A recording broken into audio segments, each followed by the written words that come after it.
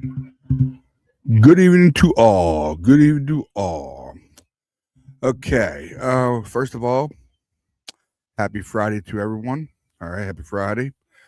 TGIF. I know TGIF. That guy's Friday. But welcome all, welcome all. All right.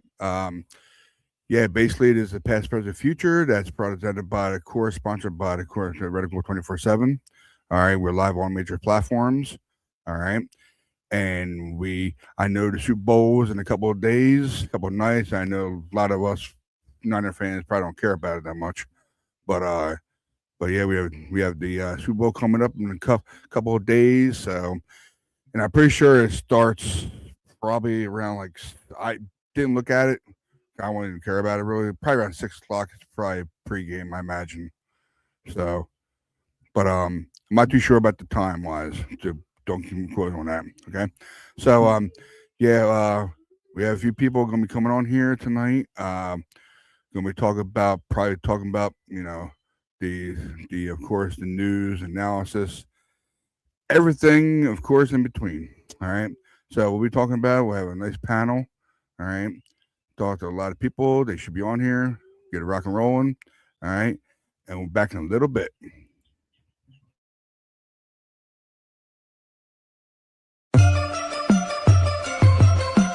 Red and gold, red and gold, red and gold, red and gold.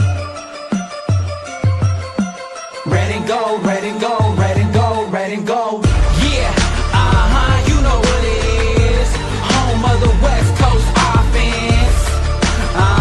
Frisco to Stockton, Modesto to Fresno, we get it poppin'. Reppin' my team, when you see me, you know everything. Red and gold, red and gold, red and gold. Go.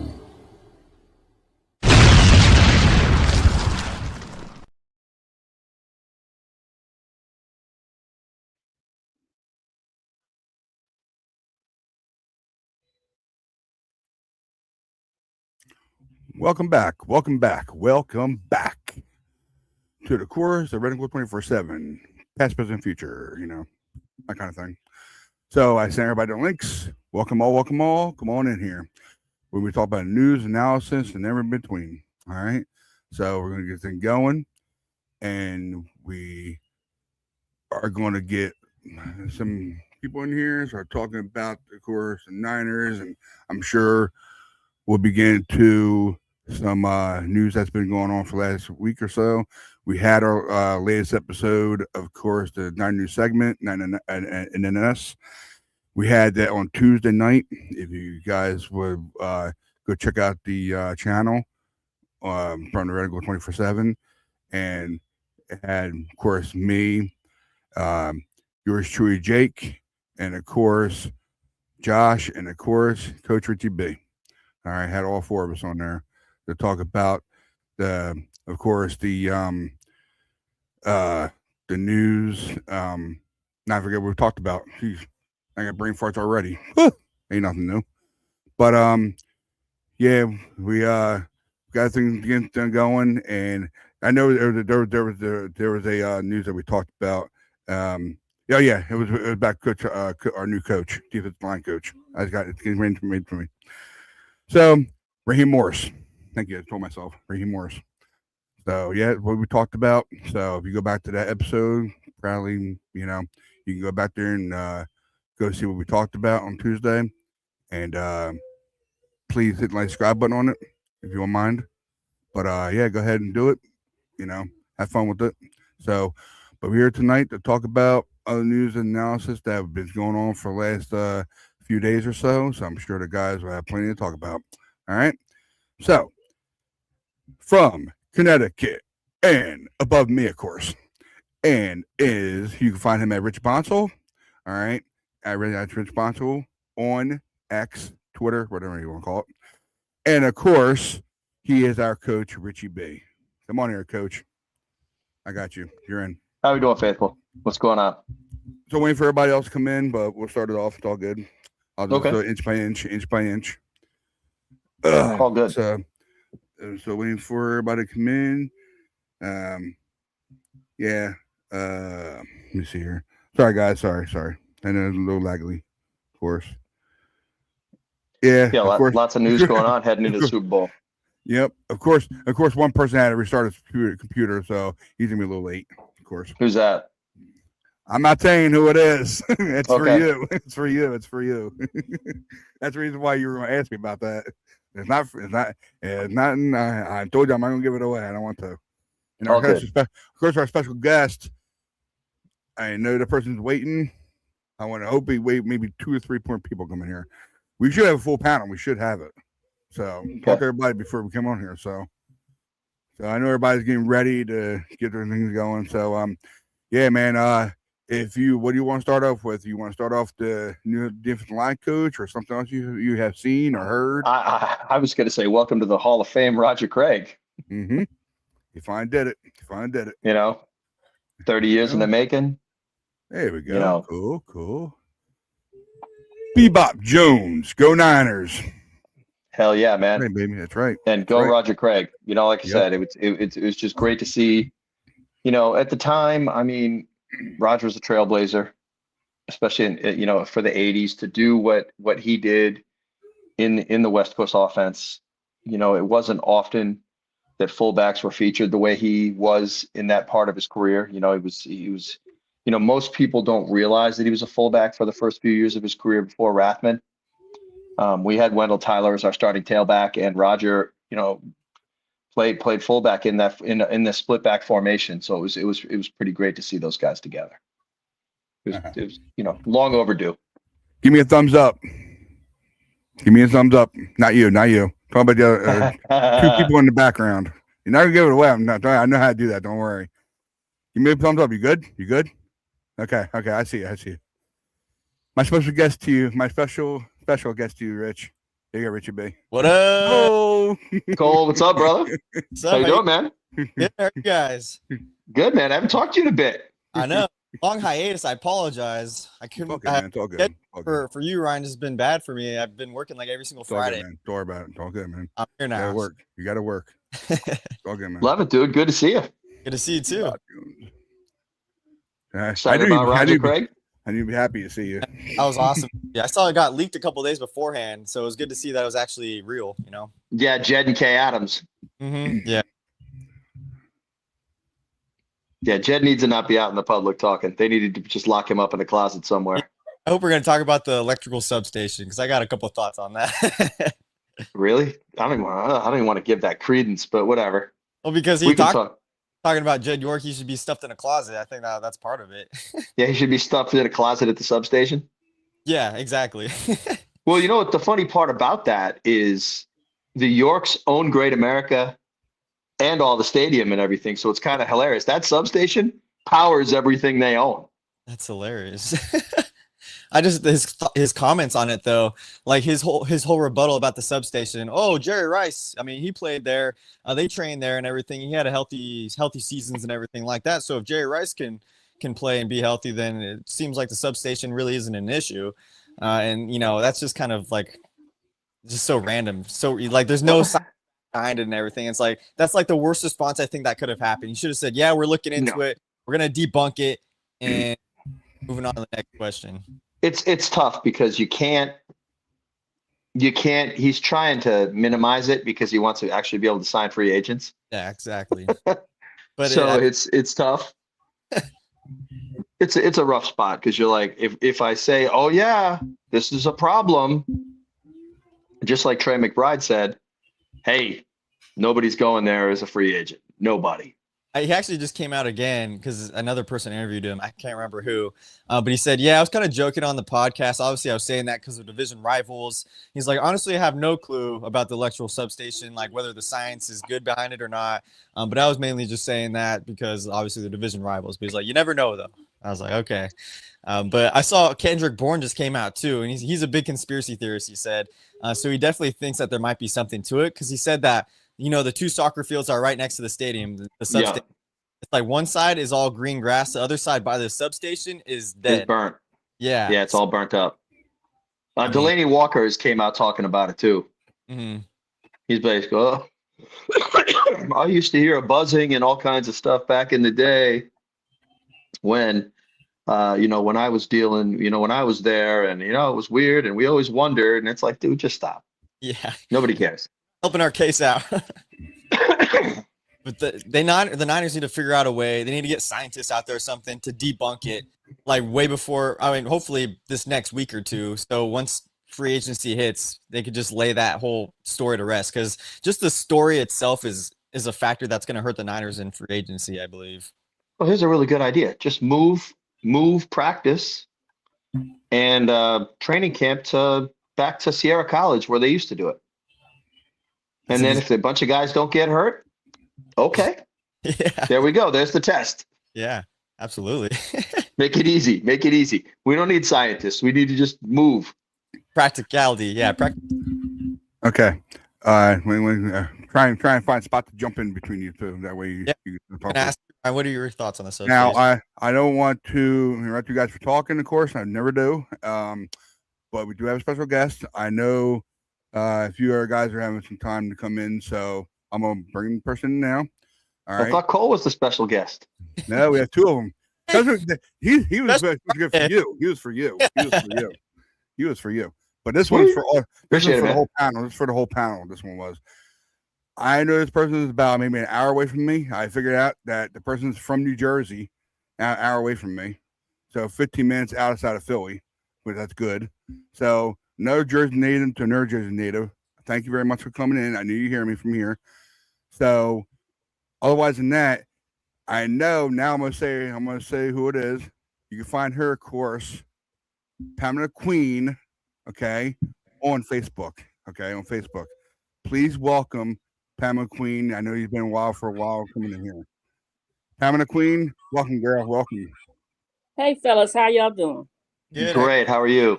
You've been following. I mean, I've been watching you on NBN and everything ever since I started this whole thing back in 5 years ago. So thank you very much for coming on here. Thank you, Pamela. Oh, no problem. Speaking of Philly, ooh, they got problems over there. Yeah, they do. They got problems, and the Philadelphia Eagles got problems, and I'm glad. I'm happy for them problems. I'd love to see that line coach come work with us. Oh man, they said he's supposed to go to the SEC. Really? Yeah. Man, I don't know how pro coaches go back to college, man. I just don't know. Good for them. Yeah. It's a whole different atmosphere. Basically, it's going from adults to kids almost. Yeah, I mean, kids, I guess, listen when you yell at them versus a pro that makes way more money than you, and he goes, "Yeah, whatever, pal." Yeah. I saw the Niners today. Speaking of the line, though, they signed Jesse Sapolo's son for an assistant offensive coach. That was pretty cool to see. Jesse Sapolo, what's the kid's name? Something Sapolo. Yeah, Roman Sapolo. Yeah, I saw that on there. I was pretty happy for someone who remembers Jesse Sapolo playing. Yeah, it was cool to see. It was cool to see. Yes, exactly. I love that hire. Somebody different, you know. Mm-hmm. Especially with the line, with all the issues we've had with the line over the last couple of years, it's cool to see some sort of change. If they're not going to change the guys, let's try some coaches. Right. Did we get a replacement for Bullocks? Do you guys know? Not yet that I know of. I'm assuming that'll be one of those things that gets announced over the next couple of weeks when Raheem gets to figure out who he's allowed to hire, since he's, this isn't a normal hire situation when Kyle's basically looks at Raheem and goes, "Oh yeah, by the way, you've got a D-line coach, you've got this coach, you've got this coach, here's the two coaches you're going to be able to hire, linebackers coach and." Well, we still have KJ Wright, I think, right, as our linebackers coach, or do you? Excuse me, secondary or whatever Bullocks did, right? Secondary. Yeah, DBs. Yeah. Mm-hmm. Yeah. So, and honestly, the last year our secondary was rough. So, I'd love to have some new blood back there. Exactly. As bad as you want to, guys want to vilify Wilkes, man. Our secondary was dope when Wilkes was our coach. That's what I said. I said the same thing. Because Jair Brown had a good year that year. Mm-hmm. Yeah, it's because he used him the right way. Tig is not very versatile just because of his size. He's not fast, and he can't run backwards. He can't cover people. But if you put him deep and let him move forward and and go at guys, that's when he's at his best. And he's a ball hawk. You don't make ball hawks cover. It just doesn't work. It just doesn't work. And never mind, we didn't have a pass rush, so it made the secondary look twice as bad. Yeah, it's just a whole. Pass rush is a DB's best friend. Mm-hmm. That's just like Renardo Green. I'm a Florida State fan, and when he was there, he was always a man coverage type of corner. Mm-hmm. And once he got here, I'm like, he don't even look the same. I'm like, they got him out of position or something. I'm like, because he used to get Persal problems when Persal was at Florida. And I'm like, wow. That's the issue. You're asking a guy to do what he didn't do in college. It's right. tough. It's tough. You don't draft a pass rusher to stop the run, let alone take a man corner and say, oh yeah, you're playing zone now. Yeah. Right. Team fit. I'm like, wow. Yeah, and really, they didn't use them. So the roughest part, because we really have struggled. We can't play man. Mm-hmm. It's brutal. The offense. The defense doesn't call for it, unfortunately, because he's trying to play all that 3 deep zone, freaking bend but don't break crap. But that's great. It's great when you can. That works if you have 4 guys that can pass rush and actually get home. When your pass rush is just not doing anything, it's like ugh. And I don't know if you saw it on X there. Michael Williams posted a picture of him doing leg presses with his with his ACL knee. So that was positive to see. That's great. I seen that earlier. But you know what's hilarious? So here I am. I'm skimming through X before we do this, and we get guys that blow ACLs out and they're out for a year. So what am I seeing? I'm seeing Lindsey Vonn ski down a mountain at 100 miles an hour with a blown ACL. How about exactly. That? I'm like, what is going on here? Thanks. I'm like, what? I was like, what? Yeah, guys are out here. And here's Lindsey Vonn. I was like, holy crap. I go, what is going on here? I was like, wow. And they showed I think I saw some workout she was doing yesterday, doing leg squats and all this type of crap with the little knee brace on. And I'm like, what? He was doing everything. Leg was moving everywhere. Yeah. I'm like, what's going on? I just thought it was hilarious. I'm like, here's an Olympic skier going 100 down a mountain. Let's get her trainer. Right? That her trainer needs to be the lead trainer of the 49ers. Yeah. Show these guys how to, heal. But like I said, it was positive to see Michael doing the leg presses and all that stuff. Exactly. I want to see that. Need that guy. Definitely need that guy. Now, since Roman Sapola is going to be assistant, do you guys think that he'll be taking at least 50 or maybe higher stakes of the calls, or maybe to help out on offensive lines? No. He's just assistant line coach. That's like being a what do they call it? That's like being a quality control coach for whatever. That's all it is. You're just there to help. You're just there to help the lead guy out. Right. Maybe show some. You may be taking the practice squad guys and trying to get those guys up and running, and side practice stuff and guys coming off injury and stuff like that, working on technique. That's what he's going to do. Good. Okay. Everybody's excited about the Raheem Morris sign, right? Everybody excited about it? Yeah. No. Good. No, you're not. No. He said, go watch Dante Whitner talk about Raheem Morris. Go watch Dante Whitner talk about Raheem Morris. Oh, I did see that though. That was funny.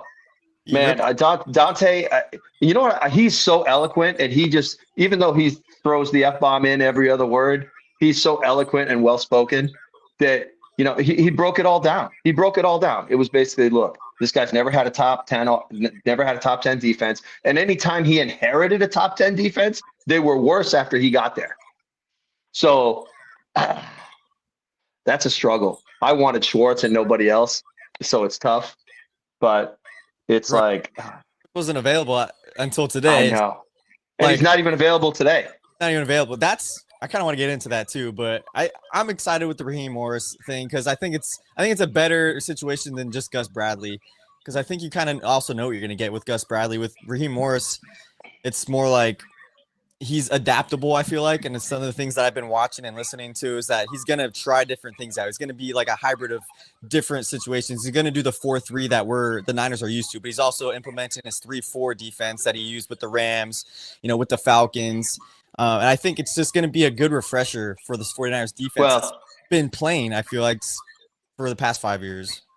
We better find 3 more linebackers then if we're going to play 3-4. Well, yeah. That's true. We got no linebackers. No Now, I don't mind. Got a lot of money. I don't mind if we play the penny front. If we play the 5-man down with the 1 linebacker, we could do that. But the problem is 3-4. California. Come on, Jachi. Yeah. Come on, man.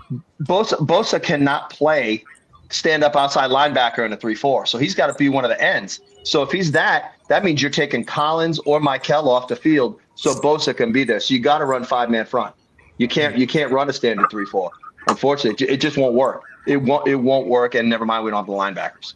I mean, we got 1 linebacker and maybe another one. I mean, look, I'd be happy if D Winters went away. I wouldn't even be disappointed. Me neither. Tatum Bethune's a thumper, but he's a thumper, but he's not really a coverage guy. It's Morris will be fired after the season, and then we'll get Jim Schwartz next year, and it'll be perfect. So I would love to hire Jim Schwartz if you could hire him as a consultant.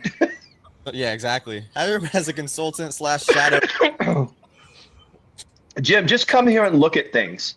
Yeah. You're not officially a coach. Tell us what's wrong. We're just going to pay you $1 million a month during the season. Great sense. To be a consultant. He's not officially on the coaching staff. Doesn't violate his contract. Yeah. Oh, it's brutal. How you doing, Josh? I'm good. Good guys. Good to be here. So I see you guys were talking about Raheem Morris and whatnot. I wasn't on Tuesday, so I never really got to speak. Yep. My mind about That's cool seeing in the chat though, man. Yeah, thank you. You're good. We were either hiring Raheem Morris or we were hiring Gus Bradley. It's become evident the Browns are not going to let Jim Schwartz go without any type of compensation. That's their prerogative. I can't say I like it, but that's their right. So, and they're going to exercise their right. And Schwartz handed in his resignation today. Doesn't look like he's going to coach at all this year. So, so we got Morris. Is Morris the sexiest pick out there? No. His defenses are usually mid of the pack. However, he does have a Super Bowl ring, and I think the 2 things that stand out to me are, his players love him. If you ask any team he's coaching on, his players love playing for him. 2, he's adaptable. Now, obviously, he runs his own scheme, of which we don't seem to have the personnel for, but he's also not set in that scheme. He can adjust on the fly, unlike a lot of these coaches who, keep going with is clearly not working and not making adjustments whatsoever, and you have losing games because you've got a coach who doesn't adapt on the fly. Morris does that. I go back to that 2021 season, 22 season with the Rams. And that playoff run they went on. I first remember the game against Arizona, and remember Kyler Murray that season was having a good season. I wouldn't say quite an MVP season, but he was having a good year. And the Cardinals going into that postseason were actually a decent team and looked like, could make some noise. I didn't think they were going to go all the way, but I thought they could make noise. What Raheem Morris did to Kyler Murray in that game, he practically put him in a straitjacket, and Kyler Murray's never been the same. I mean, it looks so bad. Kyler Murray looked like a CFL quarterback out on the field. It was so ugly, and yeah, and like I said, Kyler Murray hasn't been the same ever since. The next week, but was that him or was that just Aaron Donald taking over the game? Okay, you know what I mean? Yes. Well, okay, Donald didn't necessarily take over that game. That was basically that whole team just basically kicked Arizona's butt. So I can't necessarily sit here and say that was all Aaron Donald. Like everyone on that team, whether it was Von Miller or Leonard Floyd, they were all of them looked like they were shooting out of a cannon. So Yeah, that's what happened against Arizona. Then the Cole next could have called that defense. Just saying. then the next week, they go to Tampa, and if you remember, in the first like 3.5 quarters of that game, they were dominating Tom Brady and the Bucks. Like they completely had them confused. Tom Brady couldn't do anything, and then it was a fumble by Cam Akers that opened the door for Tampa to come and tie it, and then Stafford hits that bomb. I believe it was to Cooper Kupp to basically get him in field goal range. And then, of course, the next two games against the Niners and the Bengals, that's when Aaron Donald did his thing.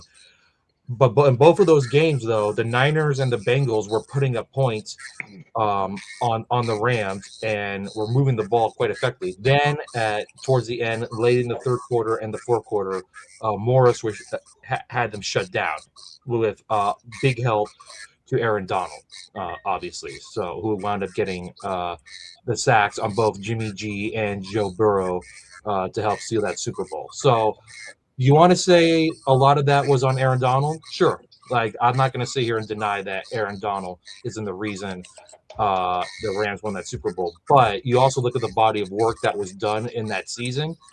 I think I like Morris. Obviously, we need to get more players to fit his scheme, but I think this can work. And I think it's just, listen, I think we all wanted Schwartz. I get that, but it's like, Morris has had success in this league, and even mid of the pack is better than this hospital squad that we were throwing out there and couldn't get out the field. So I'm willing to give Morris a chance. We'll see how it goes. Obviously, we'd like to be better than middle of the pack, but it certainly can't get any worse than it did last year.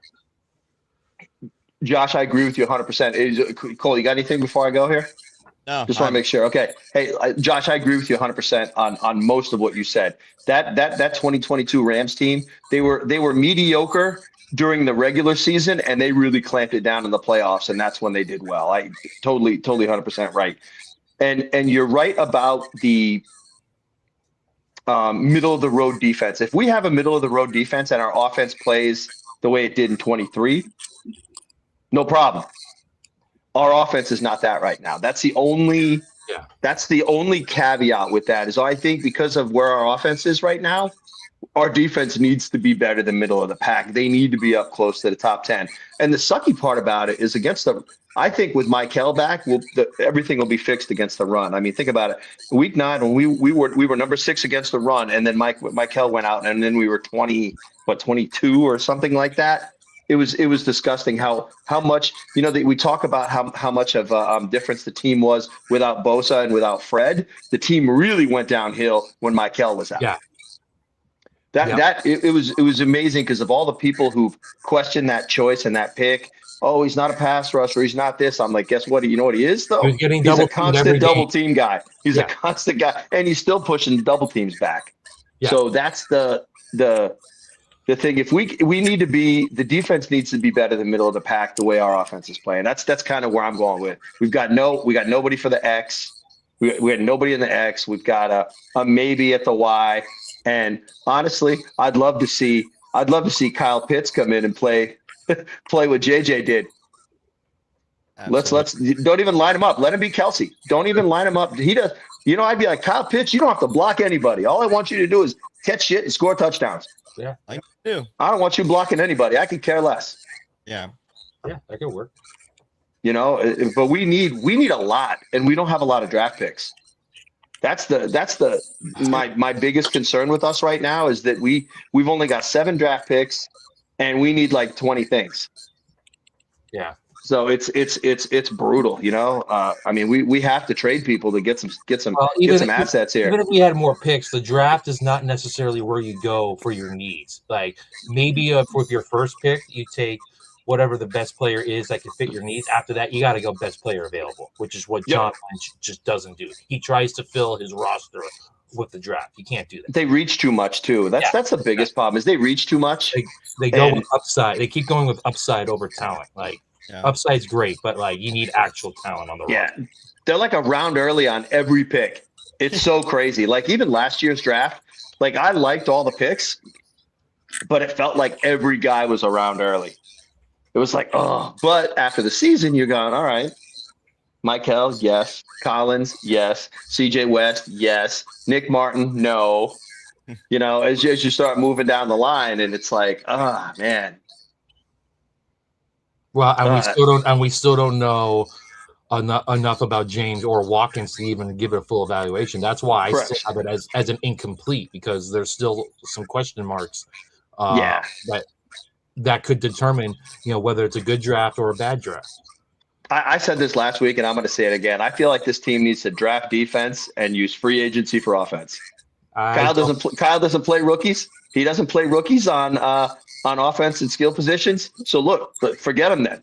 Yeah, I don't think that's a bad idea at all. I don't think. Go get Pierce. Go get Pierce to play the X. You know, go get Pitts to play tight end. Go get Pierce. Trade for Dobbs.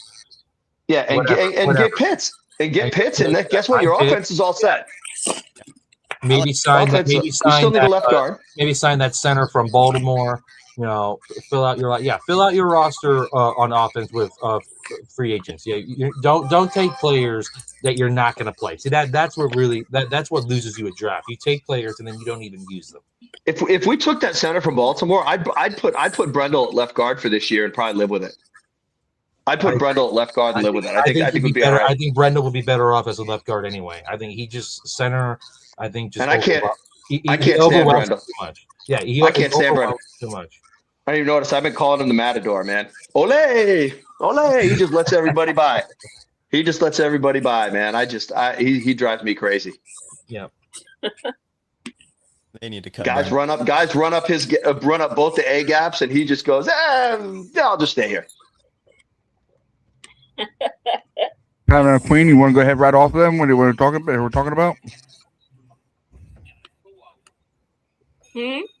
You want to write off them what they were talking about? No, I'm laughing at him. You have me cracking up over here. Glad to help. Did you guys see that breakdown that Kurt Warner had of our game against Seattle? Yes. Oh my goodness, Lord, have mercy. That was terrible. I was at that game, and I've been trying to avoid watching any recap or breakdown. So forgive me if I haven't seen it. Oh my goodness. That was a shellacking. Oh man. And you know what's funny about it is Kurt sounded exactly the way JT O'Sullivan does when he breaks down Kyle's offense. Because he's circling stuff going, I really don't know what's going on here. And I don't know why there's two. And I don't understand why there's two guys here when there should only be one. Colliding into each other. Brock Purdy only has 2 seconds to throw the ball, so he ends up just taking a sack. And yeah, because Warner likes Brock. Right. He's a big, yeah, he is. And I don't know if it's the whole, story with him, because Kurt's got an interesting story as well, but it is funny. I mean, I felt like I was watching JT O'Sullivan when Kurt Warner was on, because it was like verbatim. Squiggles. I don't really know what's going on with this. These two guys, he's like, I don't understand the route concept. It's like, because somebody's running the wrong pattern. And you know what's funny is most of it was freaking Kendrick Bourne. That dude, he is a waste of space, man. He's a physically good athlete, but he's a dumbass football player. He is constantly making mistakes. Just bad, man. He's just a bad player. Did you see today? Like, he basically came out and endorsed the substation theory. Yeah, that was yesterday. Yeah, I was like, what the hell? I was like, dude, why are you even there? Nobody wants to hear anything you have to say. Man. Come on, yeah. What are you doing, man? Kendrick Bourne, it's hilarious.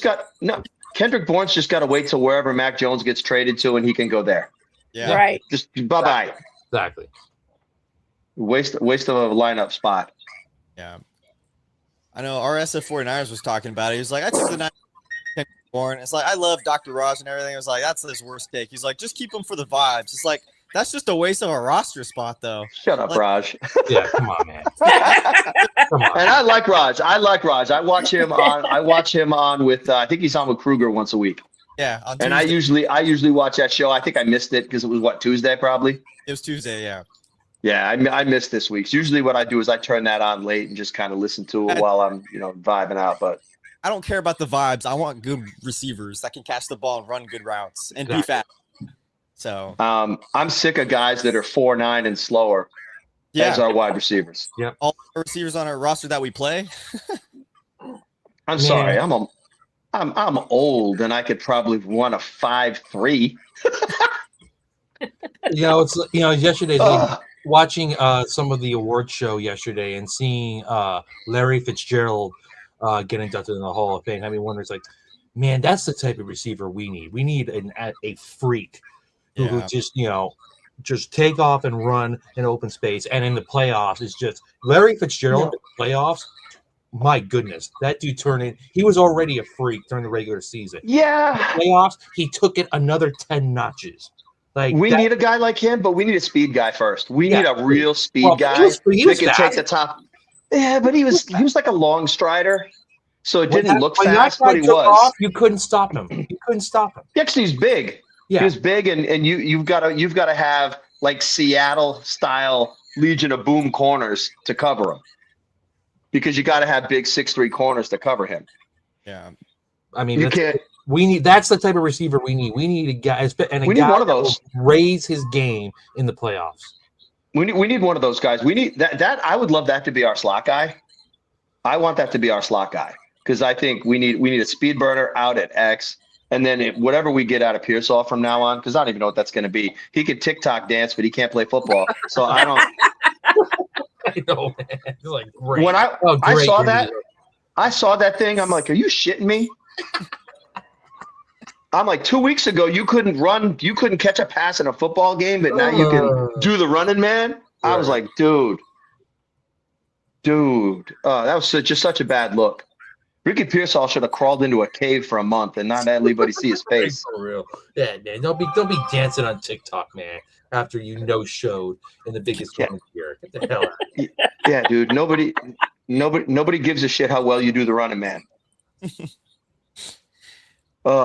Yes, think 2 or 3 this off season. I think they might need to get 2 or 3 receivers this off season. Well, you got to remember, D-Rob's going to be there. D-Rob's going to be there. We'll have Ricky P. Watkins and Cowing. One of those guys is going to make it. One's not. I think it's going to be Watkins, and Cowing's going to get cut. Sorry, I'm done with. I think Cowing gets cut. I didn't even see anything from Cowings even last year to suggest that he deserved a roster spot this year. So that only leaves one spot open, unfortunately, right? Because we're going to have 5. No, we'll have one more. Right? That's 3, 4. So we're only going to have one more. And if we resign Sky Moore, that's a problem because he lines up as wide receiver. It kind of messes us up for spots on the roster. I mean, I kind of want him back to return punts. Like, we haven't had a punt returner or a kickoff returner since Ted Ginn. So yeah, we need his burning out there. Yeah, but his spot on the roster kills us because we can't carry an extra receiver. I know what you mean. Yeah, it's tough, man. It's like, man, I wish he was a running back. Because we know our third running back's not going to play, so it doesn't even matter. Right. Unless somebody gets catastrophically hurt. Yeah. So it doesn't matter. So because we need like roster flexibility guys. Like I want to cut Juice, get him out of the running back room, get rid of Juice. Let's let Tonjes play that. Let's have Kyle Pitts and Tonjes be our tight ends till Kittle comes back, and then when Kittle comes back, we can run 13 personnel and have a good time. How would you like to go have Tonjes, Kittle, and Pitts out there? Man, my God, dude, that would be crazy. That would be awesome. I'm like, if you want to do something that might get Kyle to get into the lab and want to do something cool, I'm like, man, you could dominate people like that because who's going to cover them? They're matchup problems. Corners can't cover them. Linebackers will be too slow. It'd be so cool. It'd be so cool.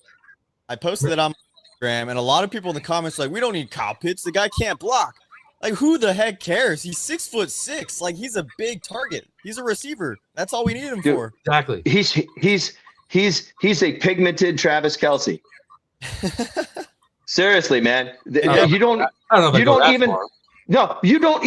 telling you right now, if you lined him up the way the Chiefs line up Kelce, you could target him 80 times and he'd catch 65 balls. Yeah. Seriously, man, he's that talented, and using a guy like him to block is a waste because that dude is so good. Yeah. That dude is such a good player. Coach Richie B saying good things about Kyle Pitts, my Florida Gator man. Thank We you should so have much, drafted Coach. him. I mean, Thanks, well, Coach. we had. I think most people had much bigger aspirations for Kyle Pitts. I think we thought Kyle Pitts would be what Brock Bowers is now, and he never really turned into that. Like, especially in the blocking game. In the last couple of years, though, he's made a lot of strides in the receiving. So, and I think that can absolutely help our offense. But yeah, we would need. I mean, so first I would cut Farrell. Yeah, Farrell's got to go.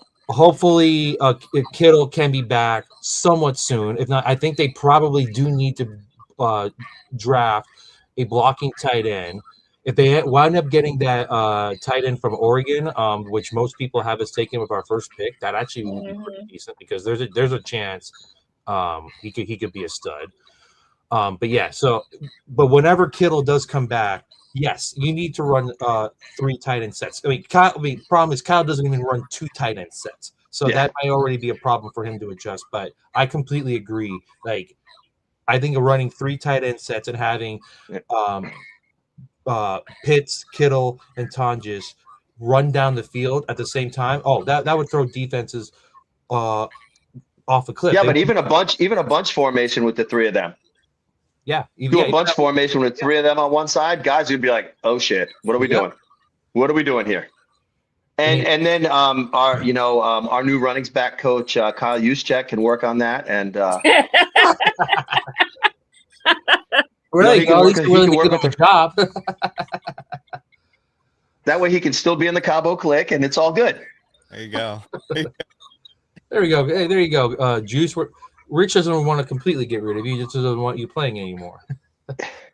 The problem is, if they used him, I wouldn't have a problem with him. No, you're right. But they pay him $4 million a year, and basically, what does he do? Just he runs back. around. He runs back and forth, does that little freaking spinny thing before they go right or left with him. That's it. That's it. That's all he does. No team buys that anymore, especially Seattle. They're not falling for that. And I heard the stat the other day. You know how many touches he got last year? Like 10. 20. Wow. Oh, even 20. Wow. So he basically got a touch and a quarter per game. Jeez. Think about that. And I'm sorry, his blocking isn't good enough for $4 million for 20 touches. No. I'm sorry. I'd rather give that money to Tonjes. Yeah. I'd be like, Tonjes, we want you here long term, dude. What do we got to do? Because he can play H-back. He can do all the fullback stuff and play the extra tight end when you need him. I want roster flexible guys like that, especially if our returner is stuck in our wide receiver roster and we can't, we're only carrying 5 receivers. We got to have somebody who can bridge the gap and do things that we can't do because we're locked up in the receiving area. Mm-hmm. And we open up a running back spot by having Juszczyk not there. Okay, I'm glad he brought up running back because obviously we've said, that we need to find a partner for McCaffrey. I think I saw that the Lions are planning to cut David Montgomery. Yeah. Would you bring him in? I bring in him or Eckler. Okay. What about Rico Dowdle? I don't know. I think it's going to cost too much. Yeah, I think that's going to cost too much money. Yeah. I think it's going to cost too much. But Austin Eckler, I'm telling you, he would be great with CMC. Yeah. And every time you bring him in the backfield, you can throw CMC in the slot. And then have him run back and forth and do all the Juszczyk crap, but actually go out and catch a pass. And Eckler's an actual running threat, which I think is good. He's not great, but he's a solid NFL running back who doesn't normally get hurt a lot. Right. And we're going to need that because honestly, I don't know what we're going to get at Christian next year. After all these touches this year, look, the history says it, man. Guys, the year after that many touches don't do well. So we need to limit his touches this coming year to try to conserve him because he's 30. He's going to be 30. Certainly not going to help that he's going to have to start next season taking a 15-hour flight. That's not going to help. Oh, to Australia? Yeah. I'm telling you, for that game, they should move them all there the week before and let them practice there for a week and then bring them back. Yeah. Let them acclimate agree. to the time I change. agree. Let them acclimate because it's stupid.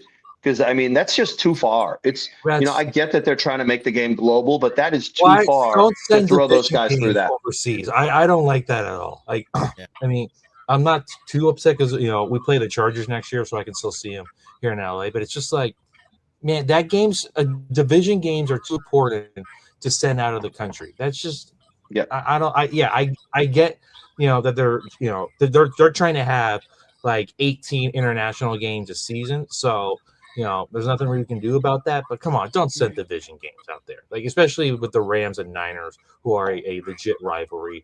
Like, come on, Yeah. are you going to send And a Mexico City game, and a Mexico City game on top of it, which is crazy. Which I don't mind that game.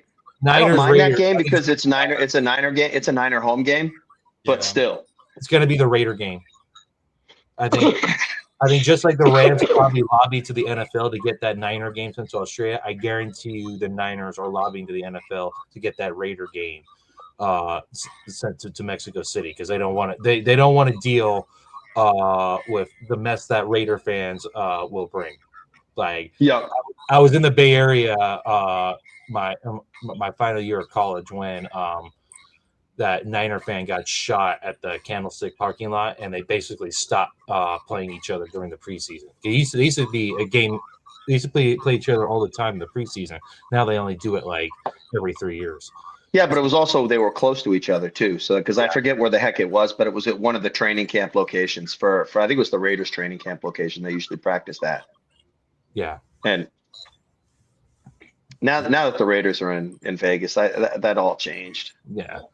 I mean, but Raider fans and Niner fans still don't like each other, though. That's not at all, man. But that would be if they make it. That would be a good game to send to Mexico City. Like I went to that game in 2022, and it was awesome. The atmosphere was incredible. There's so many Niner fans down there. The Raiders are well represented in Mexico. It's like that makes way too much sense to not send them down there. Yeah, dude. When I lived in Vallejo in the 80s as a little kid, you used to see it. The 49ers fans were the champagne drinkers, and the Raiders fans were drinking St. Ides. Man, it was hilarious. It was hilarious. It was like that. It was like that. It was so funny. Did they say that that Australia game is supposed to be week 1? They haven't said it officially, but they kind of have to. Because of how far it takes to get there and everything, and it needs to be the Thursday game. It needs to not be the Sunday game. They're gonna have to. They're gonna have to do a doubleheader opening night, like let Seattle or New England unveil their banner, and then Rams Niners play at like 10 o'clock Eastern or something, like which would be noon in Melbourne. Mm-hmm. Okay, so, but it's got to be the Thursday game so that they can get enough time to play the game, get back, acclimate, and then start practicing for the next week. Right. It's the only way it works. It has to be week 1. There's no other scenario where, unless it's somehow or a bye week or so, I don't know how that would work. Yeah, or it would have to be a preseason game. It'd have to be a preseason game otherwise. No, because I mean, we don't know where our bye week's going to fall this year. I mean, our bye week last year was so late in the season, but I don't want to mess with that kind of stuff. Right. It's like, look, let's just get it over with. Just get it over with and get it done. Exactly. Yeah, that pisses me off that it's a rivalry game though too, especially Niners Rams, because like anybody that wants to go to that game and now it's we're just gonna ship it off to Australia. Like, okay, it's kind of like one of the biggest rivalries in the NFL, and I think the Rams are probably okay with it. People were saying because it was going to be for sure they were. Anyway in LA, and I was planning on going to that game too. Now it's in Australia, so come down to the Charger game. We still play the Chargers at SoFi next year in preseason or in regular season. Oh, okay, that's good. There we go. So 2 games at Levi South. Yeah, well, only one next year. So, but we'll still have our Levi South takeover next year. Yeah. That'll be interesting. Yeah. Harbaugh going against his old team. Yeah. Okay. All right. All right, I'm back. Sorry. Nice to have a conversation. Okay. Basically, we covered a lot of stuff. Anything else we're missing? You guys think? Roger Craig's finally in the Hall of Fame. About There you damn go. time. There you go. There you go. Yeah, long overdue. I can't believe I know. it I took know. that long. I know. Rich already touched on it, but if you want to go ahead and talk about it, man, Josh, go ahead, man. Say something about it. Go I ahead. mean, it's like I didn't get to watch him play. I was too young, but like everything that I've seen in his highlights tells me like he was absolutely the best running back in the NFL at that time. And it's just I just don't understand how it takes. He wasn't the first. He wasn't the best. Dickerson was the best. Well, But Dickerson. Roger Craig was right up there. Okay, true. Okay, Dickerson was. You can't appreciate Dickerson because most people just I don't know why people forget about him and how great he was. But I don't want to change the subject because we're talking about Roger Craig. But right. but No, I get Dickerson was otherworldly. I didn't get to see Eric play, so I can't really, comment on his playing ability and everything. But no, thank goodness he got in. I would have loved to see Frank Gore get in on his first try, but if they weren't putting in Belichick or Robert Kraft, he wasn't getting unanimous. So it is what it is. There's people out there that think Frank was a compiler and not a great player. That's the problem with him.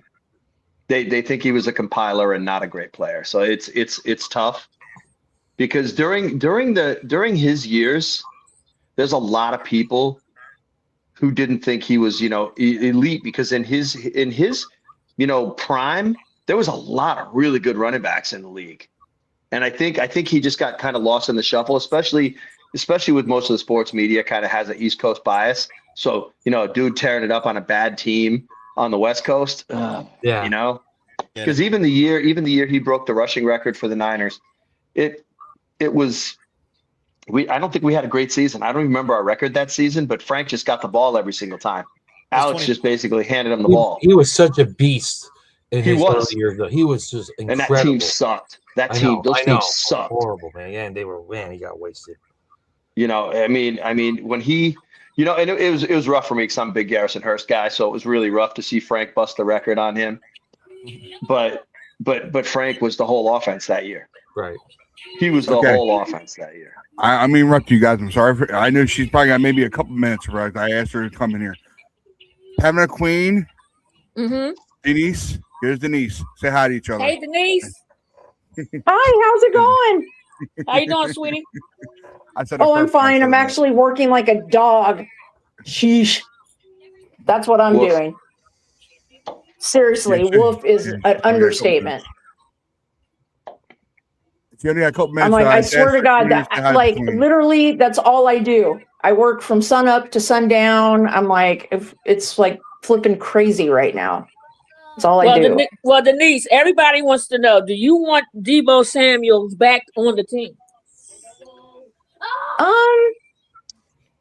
I mean, I guess I wouldn't mind, but honestly, technically speaking, no. I mean, not because I'm a Deebo hater.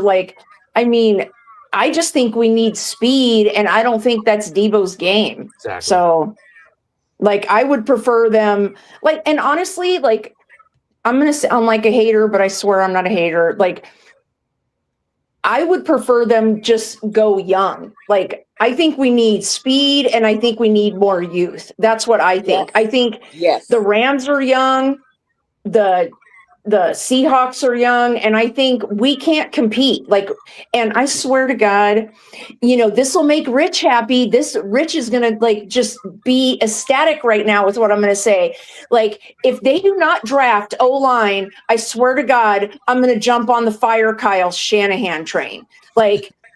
Jesus Christ. I wouldn't hold your breath, Denise. I would not hold your breath. You are the biggest Kyle stan in this place. So no way. No way. They have to address the O-line. If they don't address the O-line, we're not going to be able to compete. We're not going to be able to compete. I don't care what they do. I don't care what else they do. They've had 4 years to address the O-line. What makes you think they're going to do it now? Have you been listening, Denise? No, I'll be honest with Okay. you, Rich. I've been so buried in work. I haven't been doing anything but work. But No, the all reason good. I'm hoping that they're going to address the O-line, the only reason I'm hoping is because I'm hoping getting their asses handed to them by the Seahawks taught them something. That's what I'm hoping for. I'm hoping Kyle got embarrassed by that. Is my 2 cents on that? Is that because then maybe he'll do something. But Denise, before you hopped in, we were talking about whether or not we try to get that center from Baltimore, and then potentially moving Brendel over to left guard, because then we'd at least try something different. Oh my Because we're God, probably no, going to lose most Brindle. of our guys. Can we Matador. just kick Brindle off the team? I would love to, I mean, because I think he's making. that would be an ideal scenario. But we don't have any linemen. Look, somebody's going to give Spencer Burford $15 to $20 million, if you can believe that. Seriously. You know what? It's probably gonna be the Eagles, because the Eagles, one of their offensive linemen, he looked like he's going to retire. Yeah, and it stinks. Their I mean, line coach just quit too. Yeah. And Burford was playing well at the end of the season. He really was. I mean, he got blown up in the game, but I don't think we wouldn't have had a chance out there with Joe Staley, Joe Thomas, Anthony Munoz. I don't care who we had out there. We would have just got destroyed. Well, maybe That's you guys who watch film could educate some, like, because people keep telling me that I don't know what I'm watching. So maybe I'm just stupid, because people tell me that our O-line is way better than what I say it is. Because when I say our O-line's trash, everyone's like, oh no, our O-line is not trash. I'm like, then what the hell am I watching? It performed. Three I fits think is it okay. performed better than most people had him. I figured they would be probably within the bottom 20 from like 25 on down, and I think they were actually up around like the top 15 or whatnot. But those we weren't playing great defenses though at the time. Like Seattle was for most of the like, season we weren't. Yeah. So until we got to Seattle, they had done a good job. Then we actually faced Seattle, who is And Texans. And yes, Texans too. You're right, the Texans too. And those two defenses really exposed. Like, They dog walked us. Yeah, They dog walked us, dude. The O-line really is, especially on the interior. I think like outside they're fine. The interior is the big problem. That's why they couldn't run the ball all season. Well, and see, that's what I'm hoping too. I'm hoping that Kyle watches the Seattle game and realizes, hello, McFly, if you don't have interior O-line, you can't run the ball. And that's what Kyle's whole scheme is based on, is running the ball. So if you can't run the ball, like, what are we doing? But he'll look at the stats and tell you, hey, we had the number 6 offense in the league moving the ball. That would be the rebuttal. Not at the end of the year, we didn't. No, I know. You're right, but that would be the anybody that wants to play devil's advocate with you on that, they're going to go, hey, we moved the ball during the season. It was all good. Kyle's great. He's a Hall of Fame coach with no Super Bowls. Come on in, Matt, man. Come on in, brother. Hold on. How you doing, Matt? Hold on, guys. I'm trying to do something. It's not. Got you. Okay. I got you. I'll put you on mute. I'll put you on mute. I am so sick of everybody talking about Kyle Shanahan being a got Hall you of on mute, Fame man. coach with no I got you on Super mute. Bowls, man. I am just getting tired of it. You saw me in the chat. I even said, as much as I love Kyle, and you're right, I am a Kyle Shanahan stan. As much as I love Kyle, I'm sorry, you cannot be a Hall of Fame coach if you don't win a Super Bowl. Even I agree with that. I agree with that. Exactly. Well, and I don't like him getting the reverence and all that when he hasn't earned it yet. Like, earn it, and then we can talk about it. Yeah, no, even I agree with that. You're not a Hall of Fame coach. If you don't win a Super Bowl, you are not a Hall of Fame coach. I don't care. That's just the way it is. Well, and that's what kind of irked me seeing Michael Urban yesterday, basically saying, or whoever it was. He was talking about Ayuk.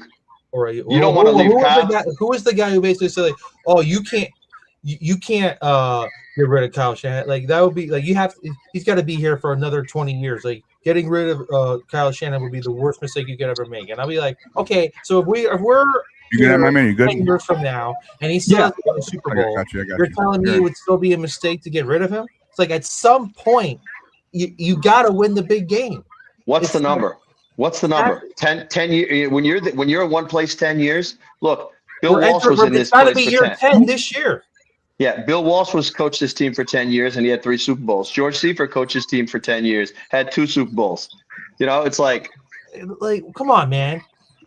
It's like I get it. I think he's a good coach, but at some point you got to win the big game. No, Or they're not going to let. The bottom line is he's not going to stay here for 20 years, and they're not going to do that. Like, I think even Kyle at some point is going to get to the point where if he can't get over the hump, it's going to be a mutual parting of ways. Yeah. It's going to be a mutual, like, we can't get it done. I'm going to go somewhere else. You need a new coach. And if Kyle doesn't win it here, I do believe Kyle will win a Super Bowl. If it's not here, Best he's of going to luck. go on to be the next Andy Reid. He's going to go somewhere else, exactly and what he's I've been going to. saying. It's exactly what I've been saying. This Best is of luck. Andy Reid all over again. Yeah, And best of luck, man. eventually, even the Eagles, the Eagles loved Andy Reid, but even they at some point were saying, you know what, it's time to move on.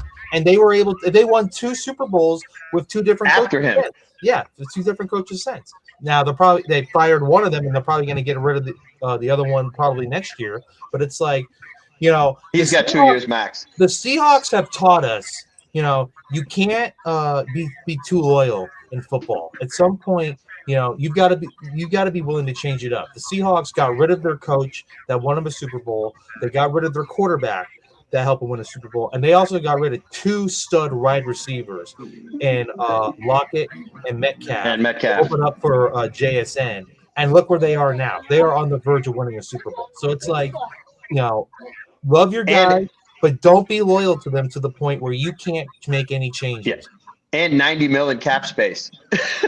That's crazy. That's crazy. There's the crazy part. God, and Bezos could end up buying the team. Oh my Sorry God. to freaking throw the exclamation point on there, but think about that. Yeah, All of that and 90 million in cap. And to me, and I've said this, like you guys all talk about like his biggest flaw is coaching. I don't think so. I think Kyle's biggest flaw is his stance on O-line. That is Kyle's biggest drawback. It's like, Kyle, like, get your head out of your ass and stop using your stupid tight ends and your fullbacks to block 300-pound O-linemen. It doesn't work. It doesn't work. It's like you can chip with them, but you can't expect them to put 300-pound O-linemen on their ass. It is not a recipe for success. Yeah. I'm like, Kyle, if I had a red phone that I could pick up and give you a call, I'm telling you, I could teach you some things. Could teach you some things. Oh, he'd eventually ignore that phone. Eventually. Look, he'd get tired of hearing it. No, you can tell when Kyle basically loses his cool in big games like that, and he's done it. He gets pass happy. As soon as you see him throwing the ball every single down and not running the ball, you know we're going to lose. It's like the Kyle tagline. That Atlanta Super Bowl and both of our Super Bowls, that's exactly what he did. All the fans are screaming, run the blanking ball, Kyle. And he's like, no, we're going to throw it, put the defense back out there and get them tired, and then lose the game. Let's do it again. 1, 2, 3 and out. Oh, let's lose the game. Jimmy G walked off the field with 10 minutes to play and up by 10. You can blame it on Jimmy all you want. He missed Emmanuel Sanders, but he didn't give up those touchdowns and lose that game. He wasn't the reason why we lost that Super Bowl. And if you look at JT O'Sullivan's breakdown of our 2019 Super Bowl, look who was running the wrong routes in that video.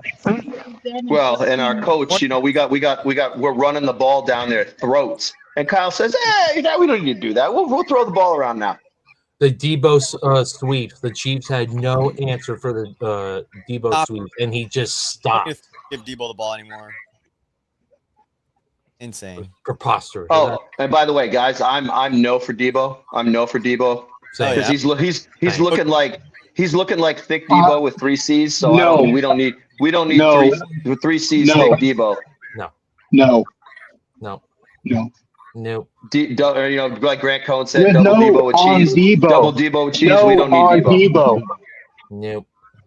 Did you Yeah, I see seen him at that video. the tight end thing? You see the tight end thing with him, and he was sitting Yeah, there I talking to seen them Trent. partying. Yeah, they was all partying. Trent looking like he was 20 pounds overweight, and the season's only been over for 2 weeks. Sorry, dude. Debo's elite when he's skinny, but man, oof. Debo was 3 years ago. Yeah, exactly, dude. You are so right, Tommy. Debo, he would have swept Exactly. McVay. So that's the McVay argument, because McVay he does what works until you stop it. 100%. That's why I put McVay above Shanahan. Yeah, I do too, man. Yeah. Well, and he's won the big game. He didn't crumble. He didn't crumble in the big game 3 times. Yep. I guarantee you, Jed's going to extend Kyle and John before March. But bank it. John's going to be president, and they'll get a new GM, and then Kyle will stay coaching.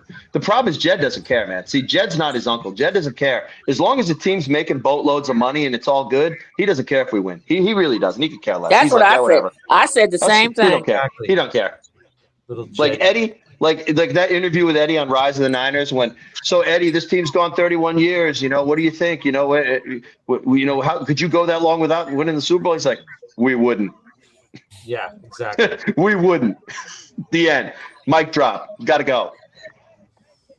Jed doesn't care about winning, dude. All he cares about is that team's making money so they can buy more soccer teams. Yeah. If he really cared, he wouldn't keep Parag around for so long. Right. Parag's the money man. Parag, man, I can't stand that guy. He's been part of the reason why we have all these drama with the holdouts and everything, because he doesn't want to pay guys until he absolutely has to.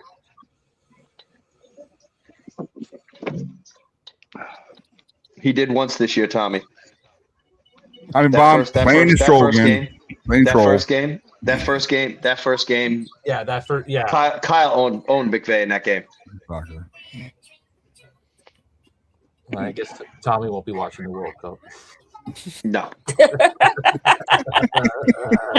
well, since it's being played at Levi's, I would try to go, but right now the tickets are over $1,500 for that first U.S. match.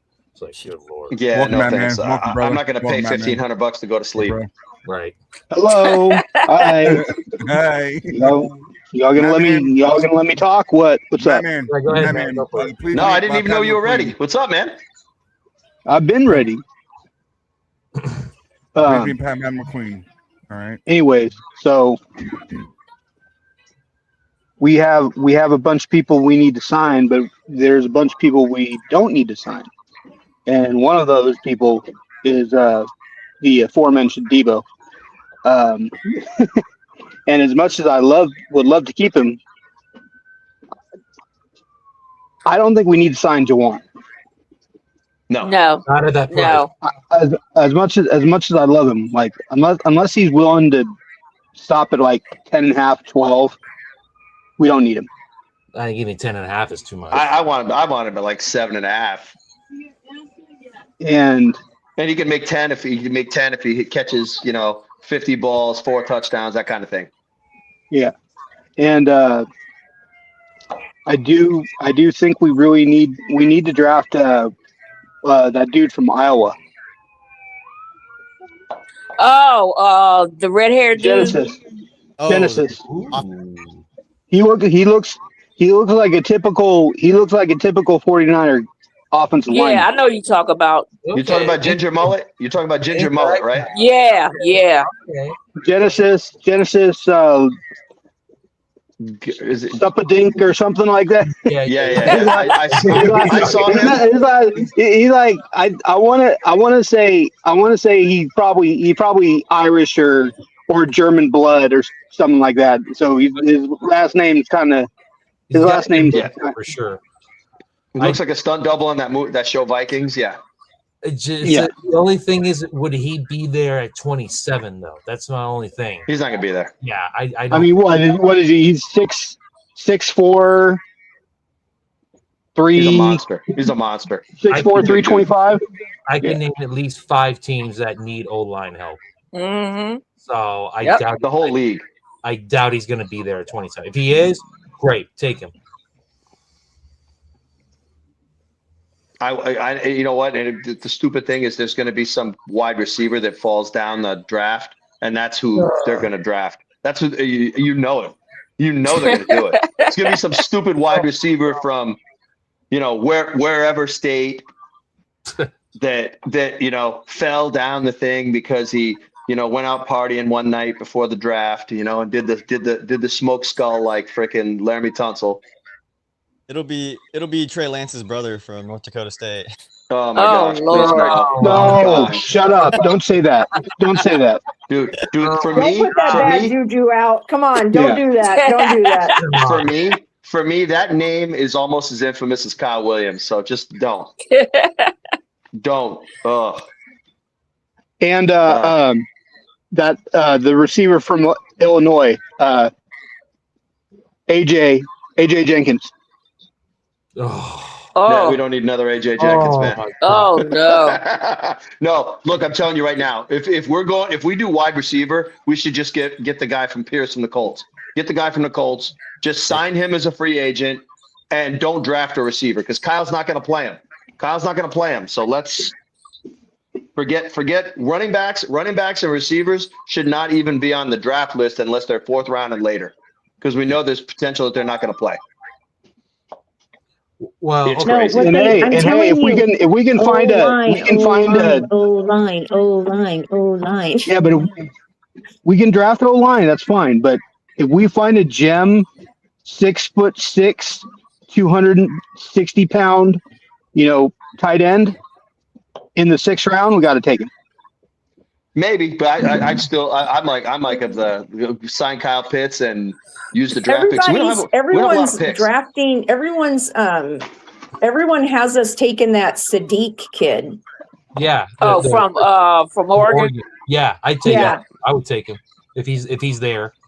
If he's there, because I think that's I'm just saying the mock us. drafts. The mock drafts. A lot of the mock drafts.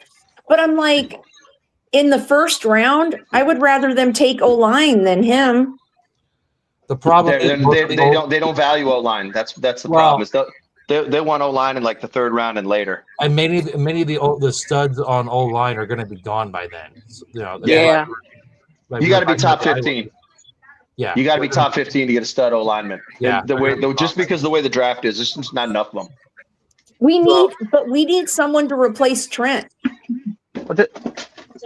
Yeah, that's why we need a left guard. We need a left tackle that can play left guard until Trent retires. Probably 2 more seasons. By next year and the year after, that's what we're going to get. Do you guys like that kid? Do you guys like that kid, Dunker, or is that his name? Yeah, that's who Matt was talking about. Jennings Dunker, right? Jennings, yeah. Jennings Dunker, the big red mullet guy. Yep. Yeah, that one. They say he's good, and they're saying they think he might be there. Okay.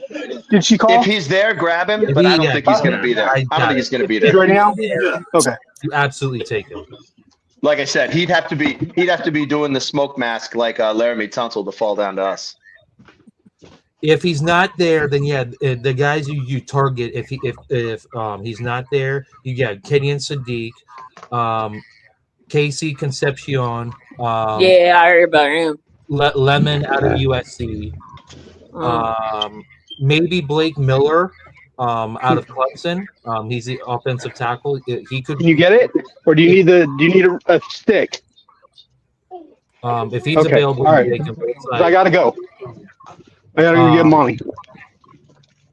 So yeah, those are the 3 players that I would have targeted. You gotta go, Matt Man. Yeah, man. No, you gotta go ahead. I don't think they're going to trade up. No, I don't think so either. Yeah.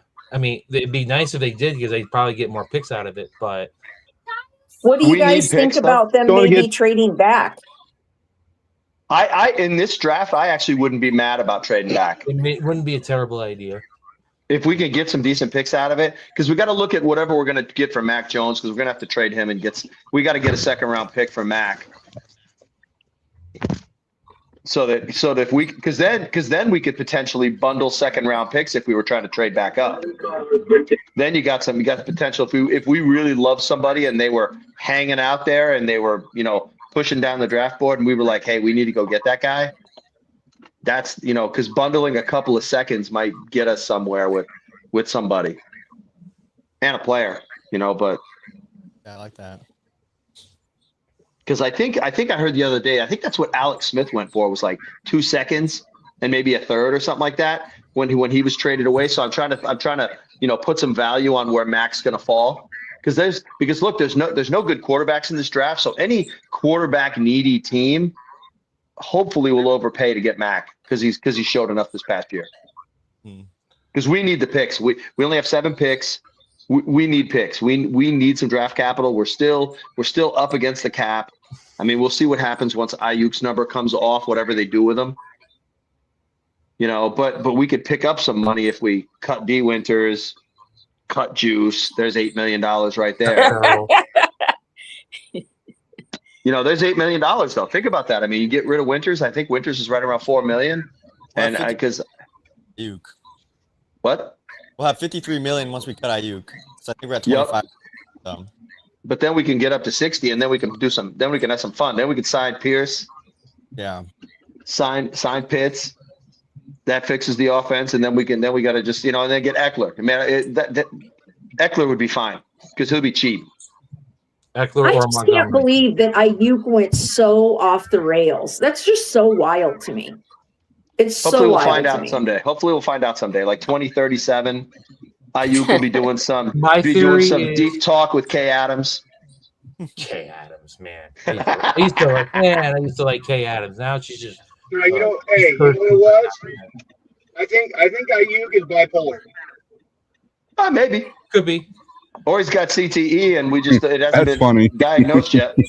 No, my theory is it's like something was either done or said to him at the Super Bowl that caused him to lose his mind. And then after the game, in which he only had 3 receptions, he just said, F this team. Yeah, probably. But I don't want to throw the tinfoil hats on. I want to just make it simple. It was about the money. They took his money. He thought he would come out. He thought that if he went out and practiced, they'd give him his money back. They didn't. And he said, F you, I'm out. And that's it. It's that simple. Money. Yeah, because they asked TJ Houshmandzadeh yesterday. They said, well, do you think Ayuk's coming back? He said, nope, he's not. I was like, damn. If anybody's going to know, it's going to be him. In his corner for a while, too. So. Mm-hmm. Yeah, TJ was like, I don't know what the hell's going on. Then you had Michael Irvin talking smack this week about him,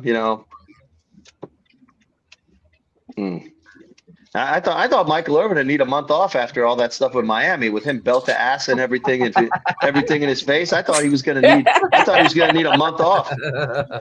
I'll tell you though, dude, when he ripped his shirt off in that game, I was like, holy crap. I mean, how old is he? He's 60-something, and he's shredded. He's shredded. I was like, holy crap, that dude spent some time in the gym. He's probably doing some roids too on the side. Yeah, well, I think he probably, he used to do a lot of white powder in the 80s. Maybe he's doing that now still. That too. That was back when the U was really the U. Yeah, exactly. I mean, dude. I've never seen a dude with a belt in his hand so much since my dad when I was a little kid. Oh, damn. Thankfully I never had it that bad. Oh, now you're young, man. Your parents your age, they all they all thought, oh, we need to value our kids and not beat the crap out of them to get Good thing I didn't live in the South, so I didn't have to go pick out my switch. There are some of them that could use it. Yeah. Like I said, good thing I didn't live in the South because I'd have to go pick out my switch. Right. No, nowadays it's like, oh, we have to talk to our children. We have to reason with our children. Back in my day, you just got your ass whooped. Now they just want to give them drugs. Hey, if you put your kid on Ritalin or something, they'll shut up in class, and I can just sit down there then. Getting off topic. This is a right, Cole? show, not talking about. I agree. You need some parents that are a little more aggressive, Right. No, there's no reason for children. They gotta listen to you. Oh. Yeah, sorry about that, guys. No, all good, man. Try to turn it down so I can hear it. I can't hear it. I'm not gonna put that last comment up there, Time Bomb. We're talking about football and sports right now. We're not worried about that, okay? So I told him whatever you want to bring up something about football or something. You know. I wanted to bring in one thing with you guys, since, ladies and gentlemen, that we all seen, of course, Roger Craig get inducted to the Hall of Fame. What about CMC? You guys see the video? Which one? Of CMC getting inducted to the Hall of Fame? He won No, comeback. I player. He won comeback player of the year. He didn't get inducted. I'm sorry. I'm comeback player. I'm sorry. Yeah. Wrong one. Yeah, and he got the salute. And he got the salute to service. Yeah, and he got the salute to service award too. Oh yeah, that was good. Yeah, I like that. I don't know why I say Hall of Fame for CMC. Yeah. No, his speech was good. His speech was good. Yeah. You know, thanked his family. He's religious, so thank the Lord and all that stuff. And Back to back 1,000 seasons, back to back. That's a bad boy. I don't care what nobody say. Christian's a bad boy. I don't know why I said dude, Hall of Fame for. that dude played his ass off this year. That dude, Exactly. He did. yeah, dude, put an Iron Man suit on that dude because he was lethal this year, man. Ever since he came over to us, he has won an award every year. Josh, don't pay attention to his name on the bottom, okay? Here we go. One time bomb.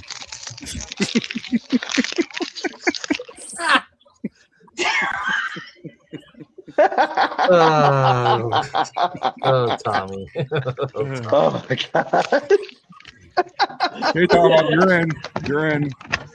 Oh, So Tommy. roid rage. What does roid rage has to do with football?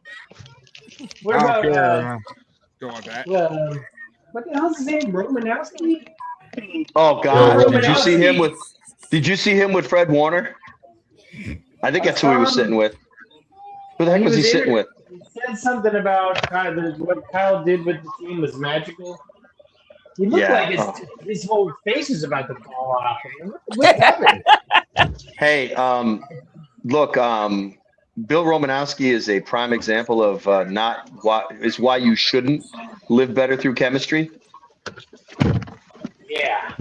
Yeah. Because that dude in the 80s, I think he was the poster boy for what happens if you take PEDs. Yep. He was lethal on the field. I mean, his Raider days, Niners. He was a rookie with the Niners, and he was a solid ass player. But then all of a sudden, he looked like he was a bodybuilder. Yeah. He honestly looked like a pirate when he was on the Raiders. Yeah, I did. He did. He was lethal though, man. He was good. But I remember they would show him, Ryan here's knows all the about vitamins that pirates. he's taking. Ryan, you know about pirates. Oh my gosh. We were talking the other day. He's like, I don't know. Oh, you changed your name finally. Good. Go back to your name now. Come on. Thank you. Finally, it was only up for 1 minute. Yeah, don't say that to my wife either. They're a Padres fan. She'll be at the stadium too. He's not a Padres fan. He's a Dodgers fan. The only two people I know are Dodgers fan right now is Josh and my wife. I didn't I know your wife was a Dodger fan. Oh, okay. I didn't even know the That's why Padres were still in That's why existence. she loved your hat. She loved your hat. Okay. The that's Dodgers, alright. the I was like- Dodgers are like the Niners, dude. They're everywhere. Niner fans, Dodgers fans. Like honestly, Tommy, if you really want to trigger me, put up like an Astros fan or something. Like Padres fans, like, they're not important enough. They're not important enough to be relevant to me. I'm sorry for taking off all topics. Sorry, my bad. Okay, that was my The fault. Padres are like the most loaded team that got nowhere. They got good players. Now, Like They they're were finally more spending loaded money. than- Like for a long time, they refused to spend money. Now they're finally spending some dough. I'm actually happy. Hopefully, he gets them somewhere one day. So, at the topic we were talking about, I know our main focus, of course, is offensive line. What do you think, guys, when we think about our second need in our draft? Major need. Other than wide receiver, Other than wide receiver. Linebacker. safety. oh yeah, We need one player on every level on defense. We need one player on every level. I think they need to address the offensive stuff in free agency, but except tackle though. I mean, there's a lot of good tackles in this draft. That's what I heard at least. Yeah, but they're not going to fall to us, man. They're all going to be gone by the time they get to us. Well, I think there's some interior guys that are in like the second round or third round. That's what I've been hearing. We should get those. We definitely got to get interior linemen. Definitely has to be priority. Oh yeah. Because we're not going to resign. Look, Hennessy's going to be gone. Burford's going to be gone. So there's two guys that could start for us that are not going to be around. Dude, I can't wait for free agency to start. I just want to see who gets what first of all. Yeah, that'll be cool. I'm kind of curious to see like how many people actually believe the substation thing is actually a real thing. Like I saw Trey McBride the other day basically saying, "Oh, he thinks it's going to prevent us from signing free agents." I saw Pac-Man Jones say the same thing. It's like I don't know. It concerns me. I mean, I think there's nothing to it, but when you got enough players making noise about it, it's going to cause problems. Like there's going to be guys who don't, you know. Who just to say, hey, you know what? It's not worth it. Jed Dork is the one who screwed us. If he's not or if he just says, you know what? We're gonna look into it. Not him saying it's debunked. Yeah. Jerry Rice is healthy. That was 30 years ago for one. For number two, he tore his ACL and he came back too early. What do you mean he didn't get injured? Shut up, Jed. Just stop it. That was came across. Please meet Tommy Bomb. And that was a freak. Look, that game that Jerry came back. That was a freak incident, man. Because I mean, he snapped his kneecap in half after coming back from that ACL while scoring a touchdown. That's the part that sucked with that. Is he scored a touchdown and then snapped his kneecap and was out the rest of the season. It was like, no. That was so rough. Jed came across as a dork in that interview. I didn't like that. He's been like that the whole time he's been the owner. He comes out as pompous and you can't fire I know owners more than you. It's like, shut up. It looked like he got hair plugs now too. Oh, he does. It looks a little better. He did. I noticed that too. I was like, because he used to be pretty thin on top, and now all of a sudden he's got that little spike do. I was like, oh, he went to Turkey. Yeah.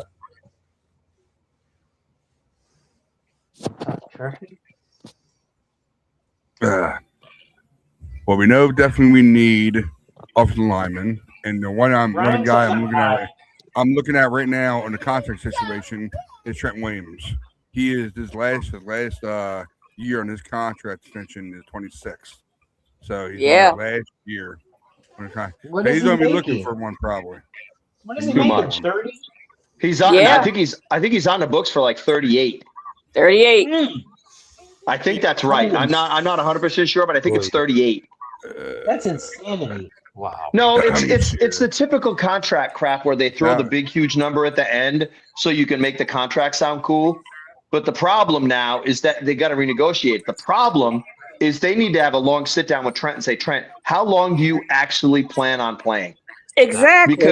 Because you can't because you don't want him to retire when he's still got contract money left, because then we're going to get slammed with more dead cap. Yep. That's the problem. Is we need to say, Trent, if you're going to play till 40, we're going to do 2 more seasons. We're going to give you bonuses. We're going to do whatever we got to do to make your contract work with the cap. But that's the end. That's the end. And that's what they need to do is line that contract up with the end of his career. Because that way, like I said, it doesn't screw the team. Exactly. Yeah. Tell like how many more years realistically are you going to play? Like, oh, you got 2 more years? Okay. Well, then in the meantime, we're going to start looking for your replacement. And we'll pay you $80 million for the next 2 years, whatever. But no more, because you're going to pay it anyway. So you might as well just give it to him instead of dead capping it and getting screwed. Might as well just pay him. 82. Are we talking about Trent? Or are we talking about CMC? No, we're talking about Trent. Talking about Trent. The last few years of his contract, because we need to find out when he's going to stop playing. So we don't get, if we give him a 3-year contract, he only plays 2, we get screwed for the bonus money against the cap on him. If he says he's only playing 2, Give him a fat contract for 2 seasons and just let him ride off into the sunset in his Learjet. Age. Hey, right now he's 36 years old. 36 years old right now. Trent. No, he's 37. 38. He's 30. Yeah, you're gonna be 38. Okay. I guess they did update this year, I guess. So 37 then. Okay. But he'll be 38 when the season starts. Pretty wild that even I'm older than him. 27 and a half for average salary, 48 million for guarantee, and 48 Okay, million so, for, so it's 48, not 38. Guarantee. What the That's why they hell? need 48, yeah. They need to, no, it's because it's the way they do the contracts. Like even Brock's contract, if you look at his contract, the last year on his contract has like some $50 million deal on it, you know, or 60 million, like because Brock's cap number, like even though it's 50 something million, his cap number is only like 25 or 27. It's the way they shift the money around in the contract. So they always have like that void year. It's a void year. Last year was 12 against the cap. Yeah. And I think this year, yes, but now it's going to be where his big years start. I think not this one, but next season is when the big numbers start hitting on his deal. Where they'll be, and there's an opt out for I think the team in 2 seasons. So 27 or 28, there's an opt out there. So if Brock's not playing well, there's an opt out right there. He played well. I don't know why people blame him for that Seattle game. He could not do anything. I see dude. that. I don't blame him I'm for like, that. how can you blame Brock for that? Like, do All Barry? right, guys, I gotta go. All right. See y'all later. Okay, my man. All right, See you, Matt. all right, man. Have a good weekend. All right, man. You too, Matt. I've seen that criticism too, Tommy, and it makes no sense to me. It was like the guy had nowhere to throw, and he was actually scrambling around trying to keep plays alive and whatnot. So, you know, 2 wide receivers who couldn't get open. he had an interception thrown by a tight end who was just standing there, fair catching a pass. So, it's like, That guy's a highlight dung. I mean, come on, like, yeah, the fact that people actually blame Brock for that Seattle game, like, is just preposterous. You don't know football if you think Brock is the reason they lost that game. Get the hell out of here. Yeah, you know, it's funny. That would have been a fun game to watch with the way the Amazon does that when you can watch the all 22 like view of the game, because then you could just look and see the fact that none of our receivers were open. So who's Brock throwing it to? Exactly. Nobody. He did When all our receivers are. It was like the Tampa Bay versus the Chiefs. Like Mahomes is running around with like 400 yards behind the line. Yeah, you're right. Yeah. With our 4-point slow wide receivers, I mean, ugh. I love that. I was so. That 4th and 1 play, man, still gives me chills, man. What a call! What a call! That option play, oh my God! Play. What the heck? That play should have had been no first down. I chance mean, that was from the second it was run. I'm watching that play out, and I'm just going like at the top of the stadium. What the hell are you doing, Kyle? I mean, that's amazing. Kyle twice in the span of 2 weeks had the same play right in front of him, and he got it wrong both times. The Purdy sneak was almost automatic all season. What do you mean? He's a Hall of Fame genius. What are you talking about, man? Not once. He's a Hall of Fame genius. What are you talking about?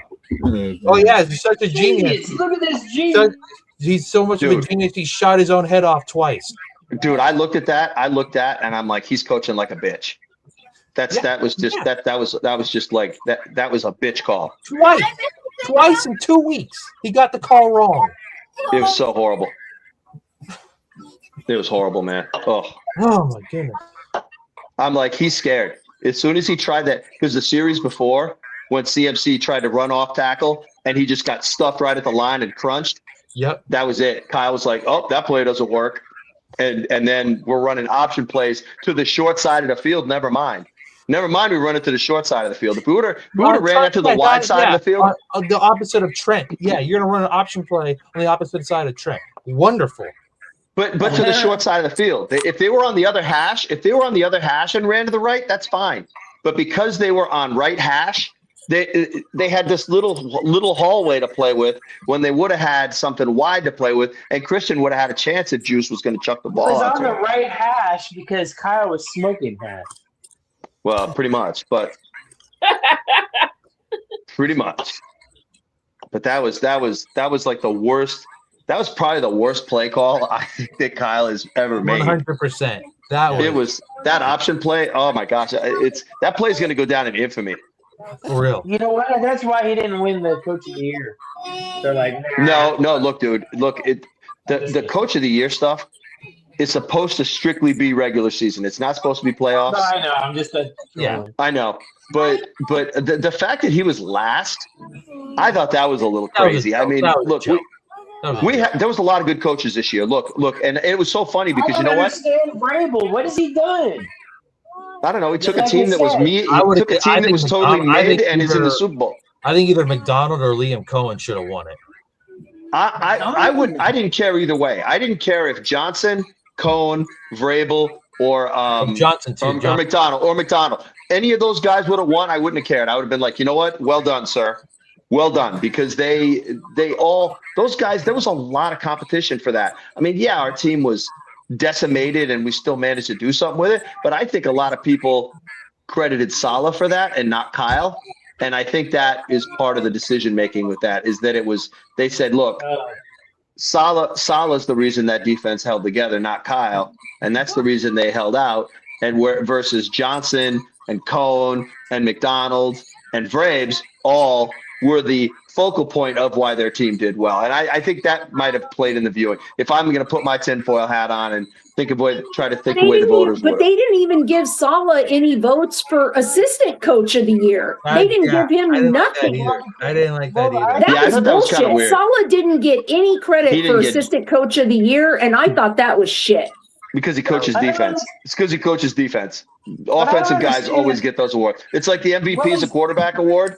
That coach award is basically for the best offensive coordinator in the league. That's what that is. What was the final number for the rankings of the defense? Because someone told me it's 24th, and now I'm hearing it's 13th overall. We weren't 13th overall. We weren't 13th overall. No way. We were in the 20s. I don't know exactly, but I know we were in the 20s. There's no way we were 13th. That's why I'm like, I don't know why he got a head coach when our defense sucked. Yeah, but it didn't though. It's the design of the defense. Is that we were coaching, Robert and Shanahan both were coaching with players that, I mean, let's be honest, like shouldn't have been on the field.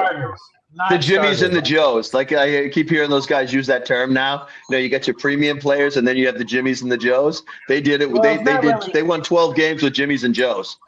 I wouldn't say Jimmies and Joes. I'd say Jags. Just a guy. Let's go with that. I like that. Just a guy. A lot of Jags. We had a lot of. I mean, think about it. We had in the last couple of games. I mean, we had Kendricks and Wallow out there, guys that had been on the team for like a month. Wallow like 2 weeks.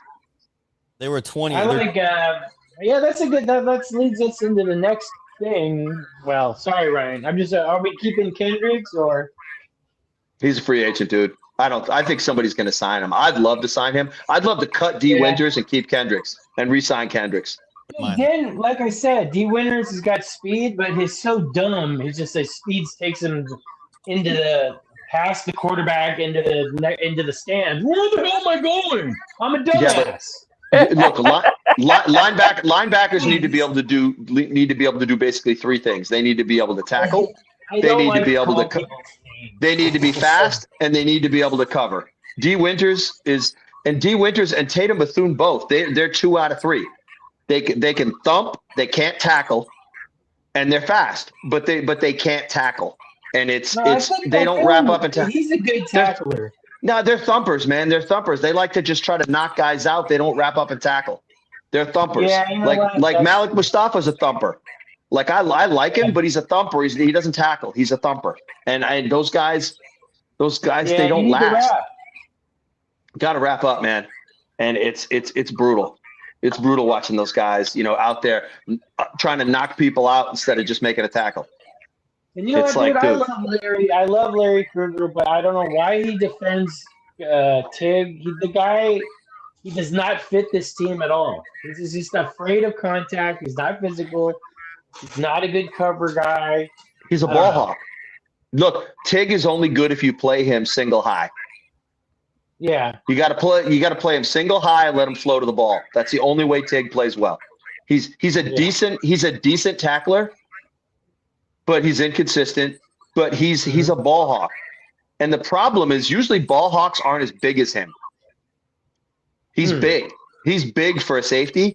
And the problem is it's like he just looks weird. Like if he was built like Mustafa and played like him, be different, because Mustafa's fast and flows well, but he could never play single high like Tig can. Tig is really good single high. That's why he got the pick in the Super Bowl, because he played single high, flowed to the ball, made a cutoff play.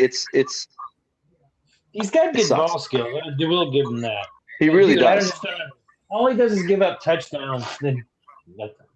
We can't have that. Because he's a tweener. He's too big to be a safety. He's too small to be a linebacker. I don't understand and it's like, why we draft tweeners. Like, that's what they love, tweeners. Look, Nick Martin's a tweener. Oh, sheesh. He is. We cannot draft. That's why we suck. I hate to be this. Look, sorry, I Jake, love Nick Martin. I love Nick Martin. Martin. Jake, and I'm sorry, but we suck. Get him, Tommy. Get him. Jake's not here. Jake was afraid to come tonight. And I'm only kidding, but I think he was moving. Wasn't he moving? Yeah, he's moving. He said he was moving. Yeah. He might be moving. That's the reason why he never showed up tonight. So yeah. Like I said, I'm kidding around. But yeah, a couple times. I can tell you how stressful that is. So yeah. So Jake, do your So thing. like, settle in and let's come back whenever freaking you're ready. get what's his name.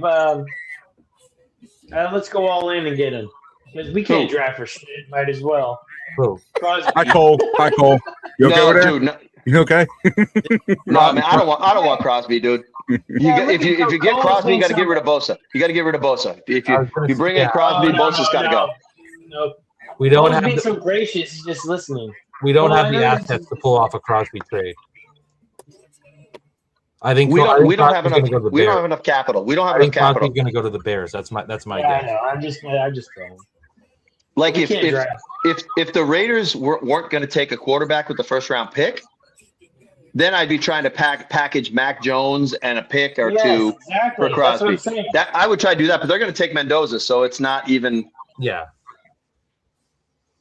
Unrealistic. Yeah, I don't see that happening. I just don't. And we can't. And we don't have the assets to pull it off anyway. And we only get 3 good years from Crosby. Is that worth it? I don't think so. I really don't, because I don't think in 3 years this team is going to be good enough. We're not one player away. If we were one player away, like if this team was just stacked and we needed like that, like he'd be Dion and just putting us over the top like the '94 team, then you go, okay, yeah, you know what? Yes, let's just push the chips to the middle and let's do it. But we're not that team right now. We're not that team right now. We have more holes. Jesus. We got more holes than octopus tentacle, man. Yeah. I don't have a freaking. My thing is, I need all these pieces this offseason. Look where they were at this season, considering the stuff that they didn't have this year. We're still in the playoffs, so I think you plug in those 5 needs they actually need this offseason. I think if say you somehow unrealistically got the Max Crosby on top of like 2 or 3 more guys, get the Kyle Pitts and get I don't know, another safety, I think the Niners are back there in the Super Bowl contention. That's just me. Yes, but you have to figure the Rams are going to make moves. The Seahawks have $90 million in cap space. The Seahawks $90 million in cap, man. The That scares the Bears crap out of me are gonna because they look- could just stack it.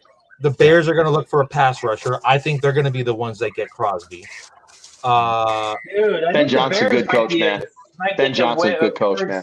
First seed next year. That's a hot take. Yeah, I know that is not and that's not an unfair take. I think that's Totally very fair. realistic. That's totally realistic. Okay, so how do we fill all these holes? Is it? I mean, because generally speaking, when you're the free agency is where you plug all the holes, but you can't with so many damn holes. With this Dude, we team, need you to can't draft because we're defense. spending like $300 million. Tommy, we need to draft defense and free agent offense. I think we were talking about that before you jumped in. I think that's the answer. Yeah. That's Is free agent offense. Free You know agent why? offense Because- get Pierce because Kyle doesn't play rookies. Yeah, because he doesn't play rookies unless he has to. He played Pooney when he had to, and he was like almost all pro that year. And Debo played his first year. I think Ayuk played his first year. They all were good. So I don't know what he's afraid of. Yeah, Only but person Ayuk that was in the stuck with doghouse his whole second year. It's Yeah. you know, I don't and understand Debo, what dude. he's afraid of. Like, I mean, yeah. If And you know what? we I sign think- Debo, we're 7-10. We're 7-10 if we sign Debo. We're not making. You know what I really don't think is why we have this infatuation with speed, like 4.3, 4.4. Those people we've gotten that have speed are busts. Like Danny Gray. Who else? Yeah, but they're Like, but let's go for- they're drafting let's go track 4-5. guys and not football guys. Yes, let's go 4.5, 4.4. That's fine. Just no 4.7. No Juwan Jennings 2.0. And- Roddy Bell, Roddy Bell, Jalen Hurd, Pettis, Debo Dante Bell. Pettis. ugh, Debo fucking Bell, bums. Ronnie Samuel. I Got actually it. think that Jalen Hurd, if he wouldn't have got hurt, I think he would have been good. I Coulda, think he woulda, would have been shoulda. good if Coulda, he shoulda, if he woulda. wouldn't have got hurt. Whatever. On you. On you. That's all I gotta say. If I didn't eat He was an a hot entire steaming pile. pizza- He was a hot steaming pile of doo doo. If I didn't eat an entire pizza, I wouldn't have gained 10 pounds in one day. Oh, Tommy, you compensating since you're off the vape juice? No, I'm not. I've never eaten a whole pizza. That I was gonna say, man. damn. Sorry, I could do Maybe that. a whole personal. That doesn't count. Yeah. Did you see that movie, The Whale? Oh, we all have fun. I definitely agree on the Ronnie Bell take, Panama. Oh. Jesus, he was awful. I saw him drop I that. forgot about that dude. I saw him drop that dime against the Rams. Like I could have won us the game, put us in field goal range, and he dropped it. Probably the easiest catch he was ever gonna have in his It career. was right to him. It I was was like, it was bro, how do you drop that? The playoff How game. do you drop that Jaquaski Tart ball, man? Oh, that one Same still. Oh my thing. God, that one still gives me nightmares. Moments right now. Oh my God, wow. Dude, literally, Stafford gives you presents all day. And Tart, I don't think Tart has ever played a game ever since. Nope. I know. Yeah. It's like, Hey. I just lost. Stafford is your NFL MVP. Just saying. Dude, that's the last time we had Here. safeties. He Was Jaquaski Tart and well, actually, you know what? We had two good safeties in 2023 until Huff went down. Gibson and Huff. Yeah, that was a good duo there. Yeah, they were good. Because I thought because wait, that was that 2022, when was Jimmy Ward's last year? 2023, right? 21. No, 21. It was either 21. Yeah, because No, so we 22. brought Gibson. We No. brought Gibson in right after. No, 2022. I think It was one of No, those. Huff's here? 23, I think. Wait, who are we talking about? Jimmy Ward was 2022, I believe. His last year. Last year was Yeah. 2020. Yeah. So Right. so after And he that, was playing we had Gibson and Huff after that. Yeah, but nickel. Remember, he was playing nickel in 2022. Slot. Yep. Jimmy Ward. And he got Yeah. cooked by freaking what's his name? It's because he was a friggin' free safety by then, and Wilkes was throwing him all over the place.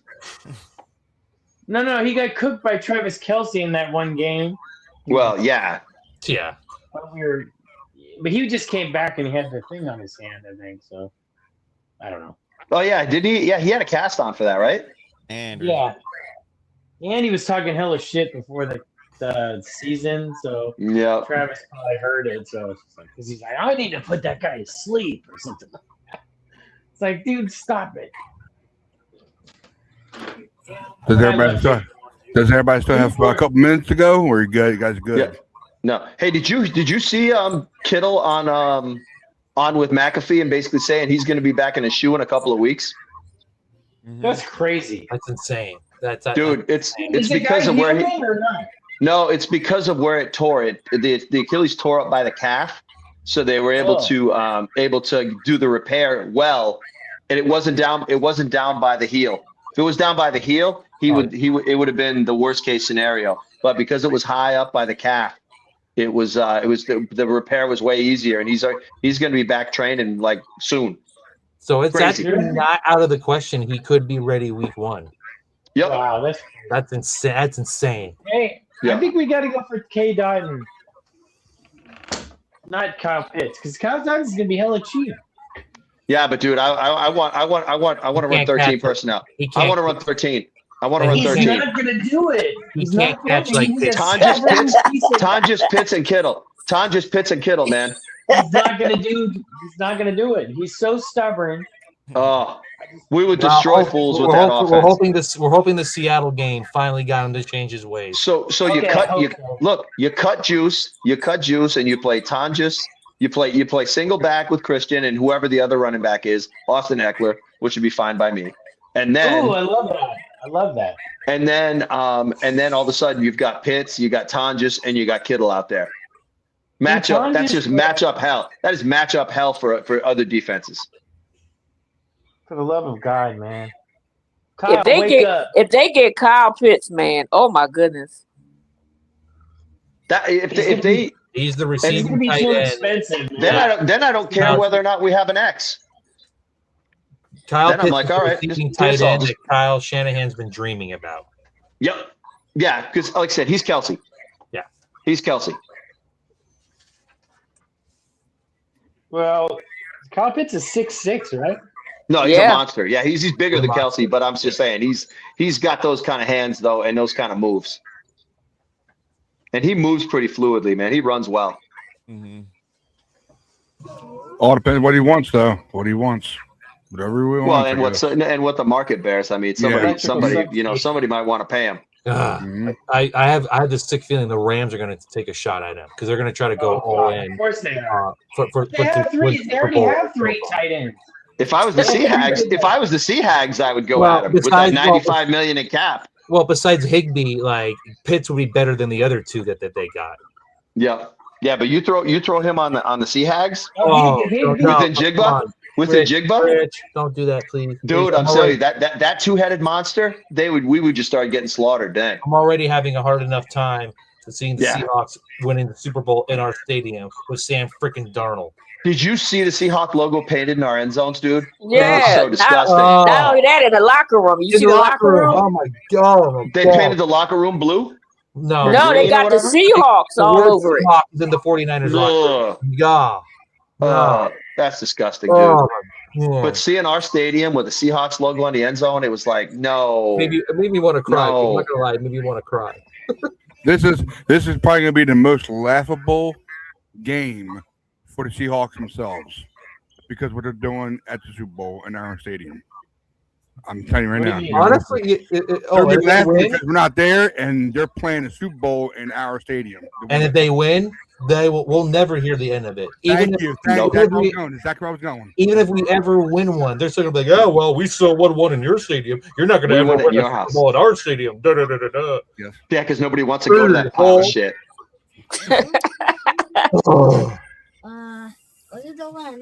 Like all these people are we're not saying, gonna hear last of how it. can you not root for the Seahawks or anything? But like, go to Seattle, sit in the stadium, and listen to that stupid chant, and tell me you want to go ahead and root for the Seahawks. I know for a fact that my wife is playing in the Super Bowl, of course. I'll be more happy for her to say it to me. I'm fine with that. My wife, that's fine. Patriots, it's all good. But Seahawks, not good. No. Sorry, Eddie Taylor. Sorry, Eddie Taylor. I'm voting for C, none of the above. Exactly. Yeah, me too. I'm hoping for a 0-0 tie. Yeah, I can't. There won't be a tie. I hate to tell you. I can't necessarily sit here and say. I'm the biggest Patriots Robert fan Kraft getting I've another met in my Super Bowl life. doesn't exactly sit well with me either. No, both of it. Both of them. Both the ways it's disgusting. Yeah. Pat's another Super Bowl because now Robert Kraft's just going to walk around going, "See, I didn't need Belichick or Brady." No thanks. Super Bowls for Patriots or second Super Bowl all time for the Seahawks. And Sea Hags, man. No. Unbelievable, man. It's unbelievable. And with Sam freaking Darnold, that is not sitting well with me, man. Yeah. I know it's not a thing for anybody. I think Drake May's gonna be running for his life in that game. Oh, I think honestly, if the Patriots keep it within 2 scores, I'll be impressed. This has the potential of being that ugly. I think. I agree. It's going to be like that when they blew out the Broncos, 55-10. Yeah, it could be like that, man. And it's going to be out for me because if the Eagles would have won it in the Super Bowl this year, I'll have to hear from all the Eagles fans. Yeah, that team's done, man. Animal, you know what I'm talking about. I agree. I think exactly. Eagles are done. They've got Sirianni's got 2 years max, and he's done. I think 1 year. Like you might be right, but I think it's 2 years max. Honestly, like anything short of winning the Super Bowl next year, he's out. Like the fact nobody wanted to take the job, and now the offensive line coach just quit. Like even before the offseason started, no, that they're in trouble. I think the Eagles are going to regret letting Kellen Moore go and not just getting rid of Sirianni and promoting Moore. I think that's going to be the big regret. Yeah, Sirianni. He's the change. He was the change. Yeah. Kellen Moore being gone was the change, and they went. Sirianni relies too much on coordinators. That's not the makings of a good coach. Yeah, but Harbaugh did it that way forever. John Harbaugh coaches that way too. He coaches Harbaugh this like the sea. At least he's got some leadership ability. I've seen nothing from Sirianni that suggests that he's a leader. No, I agree with that. But I mean, he tries to run it like the CEO, like Harbaugh did, though. I really want to go one by one to you guys. That way I know one by one which way to go. Okay, one by one. Okay, I'm gonna start with Rich. Then we'll go into Cole and all the rest of you. Okay, in a row. What is the worst Super Bowl for the 49ers right now? The worst Super Bowl? Yes. It's a tie between the 2 losses to the Chiefs. Okay, tie. It's a tie between those 2. How about Cole? Cole, what's yours?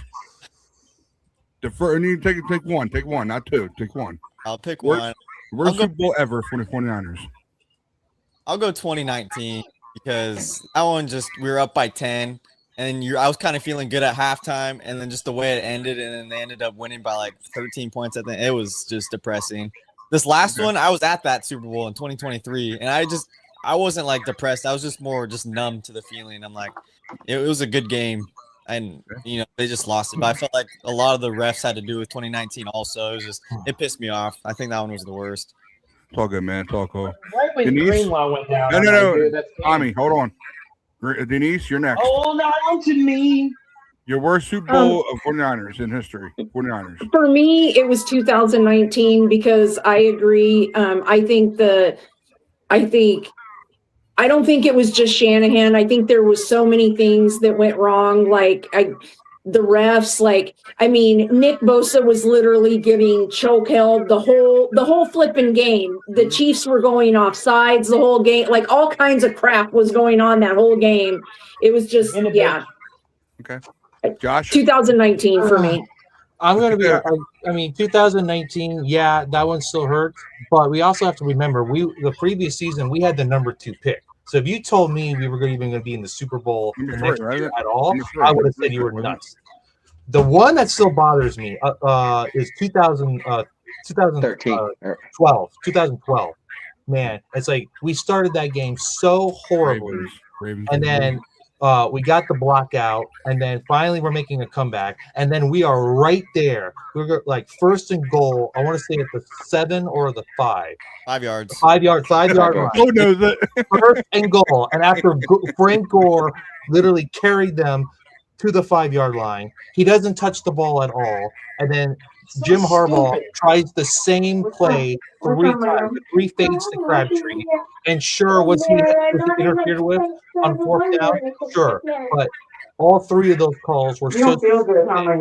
and they were right there, and I for sure thought they were going to punch it in that way to win that game.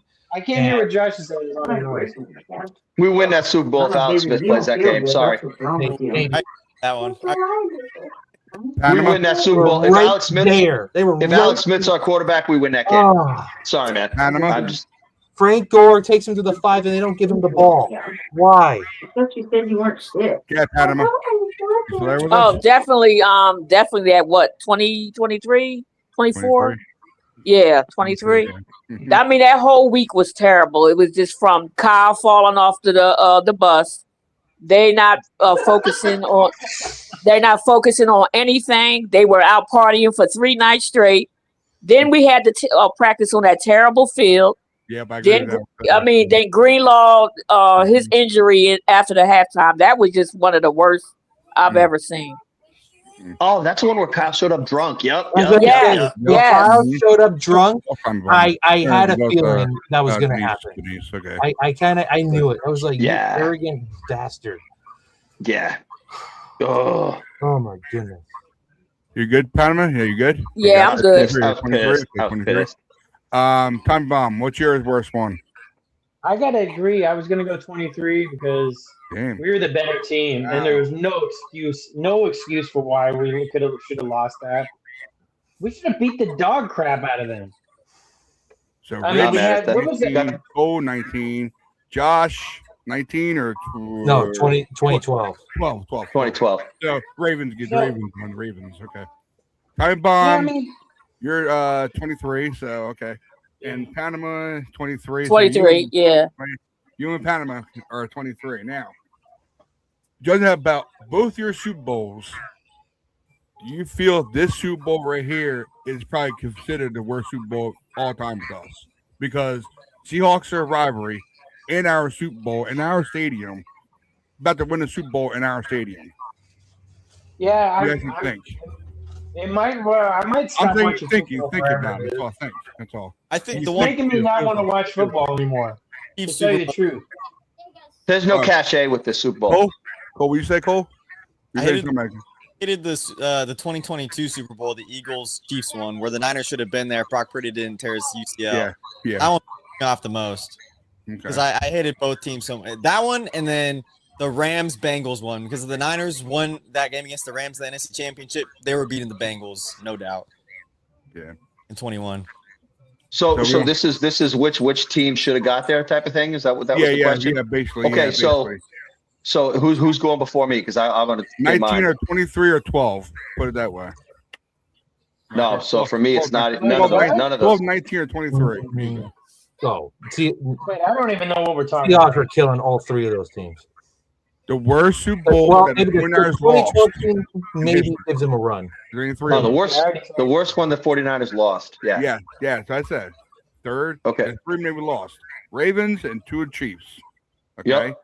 Now, whoever you picked, you consider this weekend to be one of our worst, even though we're not playing in it. But the Seahawks are in our rivalry and they're playing in our stadium to win the Super Bowl against us or again with us. You know, to win it at our place. Do you actually Yeah. think it's actually worse than them? Yes, Were you it's guys- worse. Okay. Yeah, it's a pretty. It's ugly. stinky feeling. It's ugly. Thank you. stinky Thank you. feeling. It ain't even no hype around this damn Super Bowl. No, it's Yeah. lame. The hype is lame for the Super Bowl. That goes into. Thank you. That goes into. What do you No. mean the hype? So Ryan, what I thought you were asking what was the best 49ers team that didn't get to the Super Bowl. That's why I got That's thrown why I off. waited till all your Right, answers okay. were gone. All your answers. That way you Yeah. just hop on to the Sunday. Hop on to the Sunday. Yeah, you're Yeah, confusing us, man. Come on. Yeah, because I that wasn't like trying to confuse you. because for me the best 49ers Hold on. team that The that most didn't important make thing the about Super this. Bowl. Let me finish. No. Oh All yeah, right. you're done. I'm sorry. Go. No. I was talking about. Okay, yeah. Most important thing you have to do is let me finish what I was going to talk about and let me get to the point I'm trying to say. That's what I was trying to say. You know? Yep. Right. That's what I was saying. I didn't understand what you were saying. So Yeah, no, Yeah, like I said, I was confused too because Does like I everybody said, know what I'm doing? I thought you were trying to say what was the best 49ers team that didn't make the Super Bowl. That's the reason why Well, I think wanted to Cole get out just of the cut way. that out. Yeah. Then move on to the Sunday. Well, so here, let's throw it out. What's the best 49ers team didn't make the Super Bowl? Okay, what's the best team for me? Yeah. If we would have made the Super, well, you're talking about 5 wins, right? You're talking about the ones. No. we I'm lost. talking about the best team that we had that didn't win the Super Bowl, didn't get there. But the team was dope, and they didn't get there. Oh, God. Rich is gonna say 1987. I bet. Oh. I'm sorry. Man. I'm sorry. 98 team. I'm The sorry. 98 team. I got to go The 98 team. That 98 team was stacked. And when Garrison Hurst broke his ankle, against the Dirty Birds, that derailed the season, and that team was stacked. Yeah, guys. Go That ahead. that team was better. That team was probably as good as the 94 team. And they didn't get there because of Garrison Hurst. They didn't have a backup running back. Garrison Hurst, that was the year that he got the 49ers record for rushing that season. And the team was going into the playoffs just tearing it up. And the first play of the game, he broke his ankle. First play of the game, dive up the middle. Oh, and that team was so good, man. Rice and Stoke. Oh my God, it was. Yeah, but we were a wild card team. Yeah, but but we were on a heater going into the playoffs, man. That team was so good. Nobody would even know who the Dirty Birds are now. But they won the division. They were just they had one home game, right? And then they had to go on the road. Yeah, Okay. and then, like I said, Garrison broke his ankle first play of that game. That team was so good, though, man. Oh, Wait, I don't remember who they beat. They beat somebody, and then they went to Atlanta and lost. I think it was Philly or the Giants. I can't remember which. It was the Packers and the wild card. Was it? Look at Cole, Oh, you know what? Yes, yes, because Yes, T.O. was that the T.O. over the middle? That was the catch Was it too. the catch? Yeah, catch two. T.O. over the middle. Yep. Getting years confused. Getting years confused because he's looking it up on his computer. Yeah. Yeah, and that was the. Cole, are you cheating over there? You cheating? Hey man, it's good that he can just pull it up that quick. But that T.O. game was dope, man. That was a great game. That should have been a fumble by Jerry Rice. Yeah. Last drive. Yeah. That was funny. And if I remember right with that game, T.O. had a crappy game, dropped like 4 balls, 5 balls, and then caught that big ball caught that big game winner at the end. Took a huge shot too. It's like he did. Which was impressive about it. As bad as the game he had, he makes the catch and then boom, takes a huge shot. That still game hangs on. Yeah, that game was the passing of the torch from Jerry to I gotta T.O. go on mute for a minute. Sorry. No, it's all good. But that was the torch. But that was the torch pass from Jerry to T.O. That dog or cat? I can't. A dog. Dog is it? Okay. Yeah. What dog name? What's dog name? Fulton. Fulton. Yeah, like Fulton County. Fulton. Fulton County Stadium, where the Atlanta Falcons used to play. Gotta take him out. That's where the Braves used to play. I don't know about the Braves. Oh, that's right. Okay, yeah. Oh, I thought for some reason the Falcons played there too. No, they played at the Dome, the Georgia Dome. Okay. All right. Now I know I will get this before anybody you guys think about leaving or want to leave. I want to get this real quick. I know we started last week with the Mount Rushmore. We started with quarterbacks. I want to bounce off. I do want to do one thing now with Panama. I know you weren't here last week because you actually were in the comment section. Panama, who are your top 4? Who are your top 4 all-time 49ers quarterbacks of all time? Top 4. Good. Of course, Joe, Steve. Ooh. Okay. Y.A. Tittle and Brody. Ah. Cool. John Brody. There you go. Cool. Now, I gotta go with the old school. Time Bomb, you weren't here, Time Bomb, last week either, and were you? No, you weren't. Okay, Time Bomb, your top 4. If you're there, are you still there? I think he's on mute. He said he had to go. I knew he was on mute. Okay, I want to go into running backs now, since it's a good thing for Christian McCaffrey, of course. Now, I'll let you go, Rich, since you're next to me. Your top 4 of all time running backs. I got the list right here because you want to know names. I don't need it. Okay. In case anybody needs names, for me, it's going to be Garrison Hurst, Frank Gore, Roger Craig. Number 4, CMC. Okay. Panama. Same. The same order. Okay. Josh, since you're here, and kind of here. All same, huh? Damn.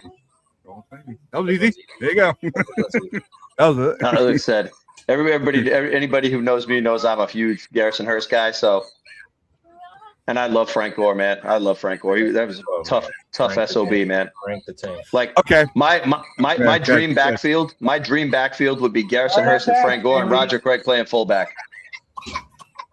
Time bomb, go ahead. Since you're here now. Well, go ahead with what? Your top 4 quarterbacks of all time with 49ers. I already told you last week. You were in here last week. Yes, I was. Yeah, he was. Yeah, he came in at the end. He came in at the end. Okay, never mind. Okay, never mind. I remember you. Come on now. Running backs, homie. Yeah, running backs. Running backs. Top 4. Craig. Go. Craig. I don't remember coming in. Sorry. I guess you got Craig. Freaking. You got to put Gore number 2.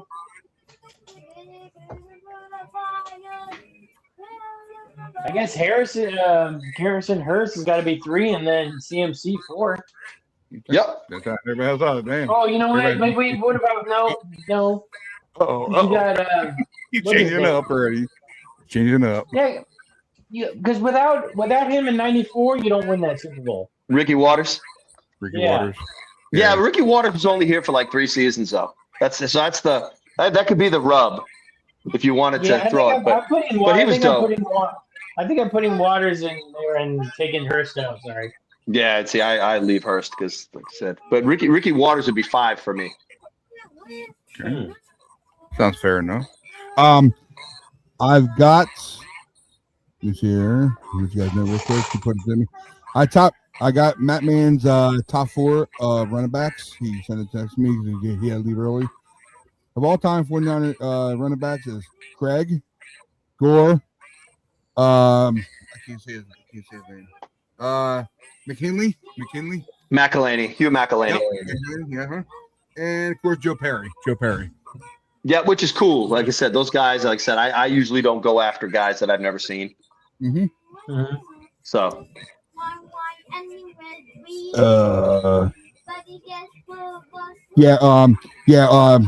I know Cole won't be back. He had to leave. His computer's acting up, so it's all good. So it's all good. It's all good, man. All right, his dog. He said his dog was acting up. It's okay. Don't worry about it, man. Don't worry about it. It's all good. We're almost done. I just want to get one more thing done. I want to bounce off something. Since we picked our top 4, I know we didn't do the quarterbacks. I ain't worried about the quarterbacks because there aren't that many quarterbacks we had in our history of running 49ers. But the history of 49ers, running backs, we had a lot of them. Running backs. Pick your next 4. You have another 4? Next 4 running backs? Yes. Of 49ers. There you go. That's why I want to do that to you. Who's going first? That'd be it. Okay, so I'll go. Wendell Tyler. Tom Rathman. 251. Oh, Rathman was in top 4. Wow. Rathman was in the 4. Fred Beasley. And I'm gonna, even though bar none was only around 1 year for '94, I'll go bar none. I mean, I know I went fullback heavy there, but and you know what? I'm sorry. No, you know what? I'll take bar none out and I'll go Dexter Carter. Dexter Carter. He was a good back for us. He was our 3rd down back. Sorry. All good, Rich. Good. I didn't want to rough you. Yeah. Sorry, my bad. No, it's all good. No, go ahead. I like his choices. Okay. I'm sitting here thinking, I'm like, what? Yeah, same. I only came up before running backs. So like, you're making me come up before more. Come on, man. Come on now. Hey, come on. It's a little game, okay? It's not friggin', game choice. But time bomb, yeah, next top 4 or no? Yeah, second 4? We got Joe Perry, Garrison Hurst.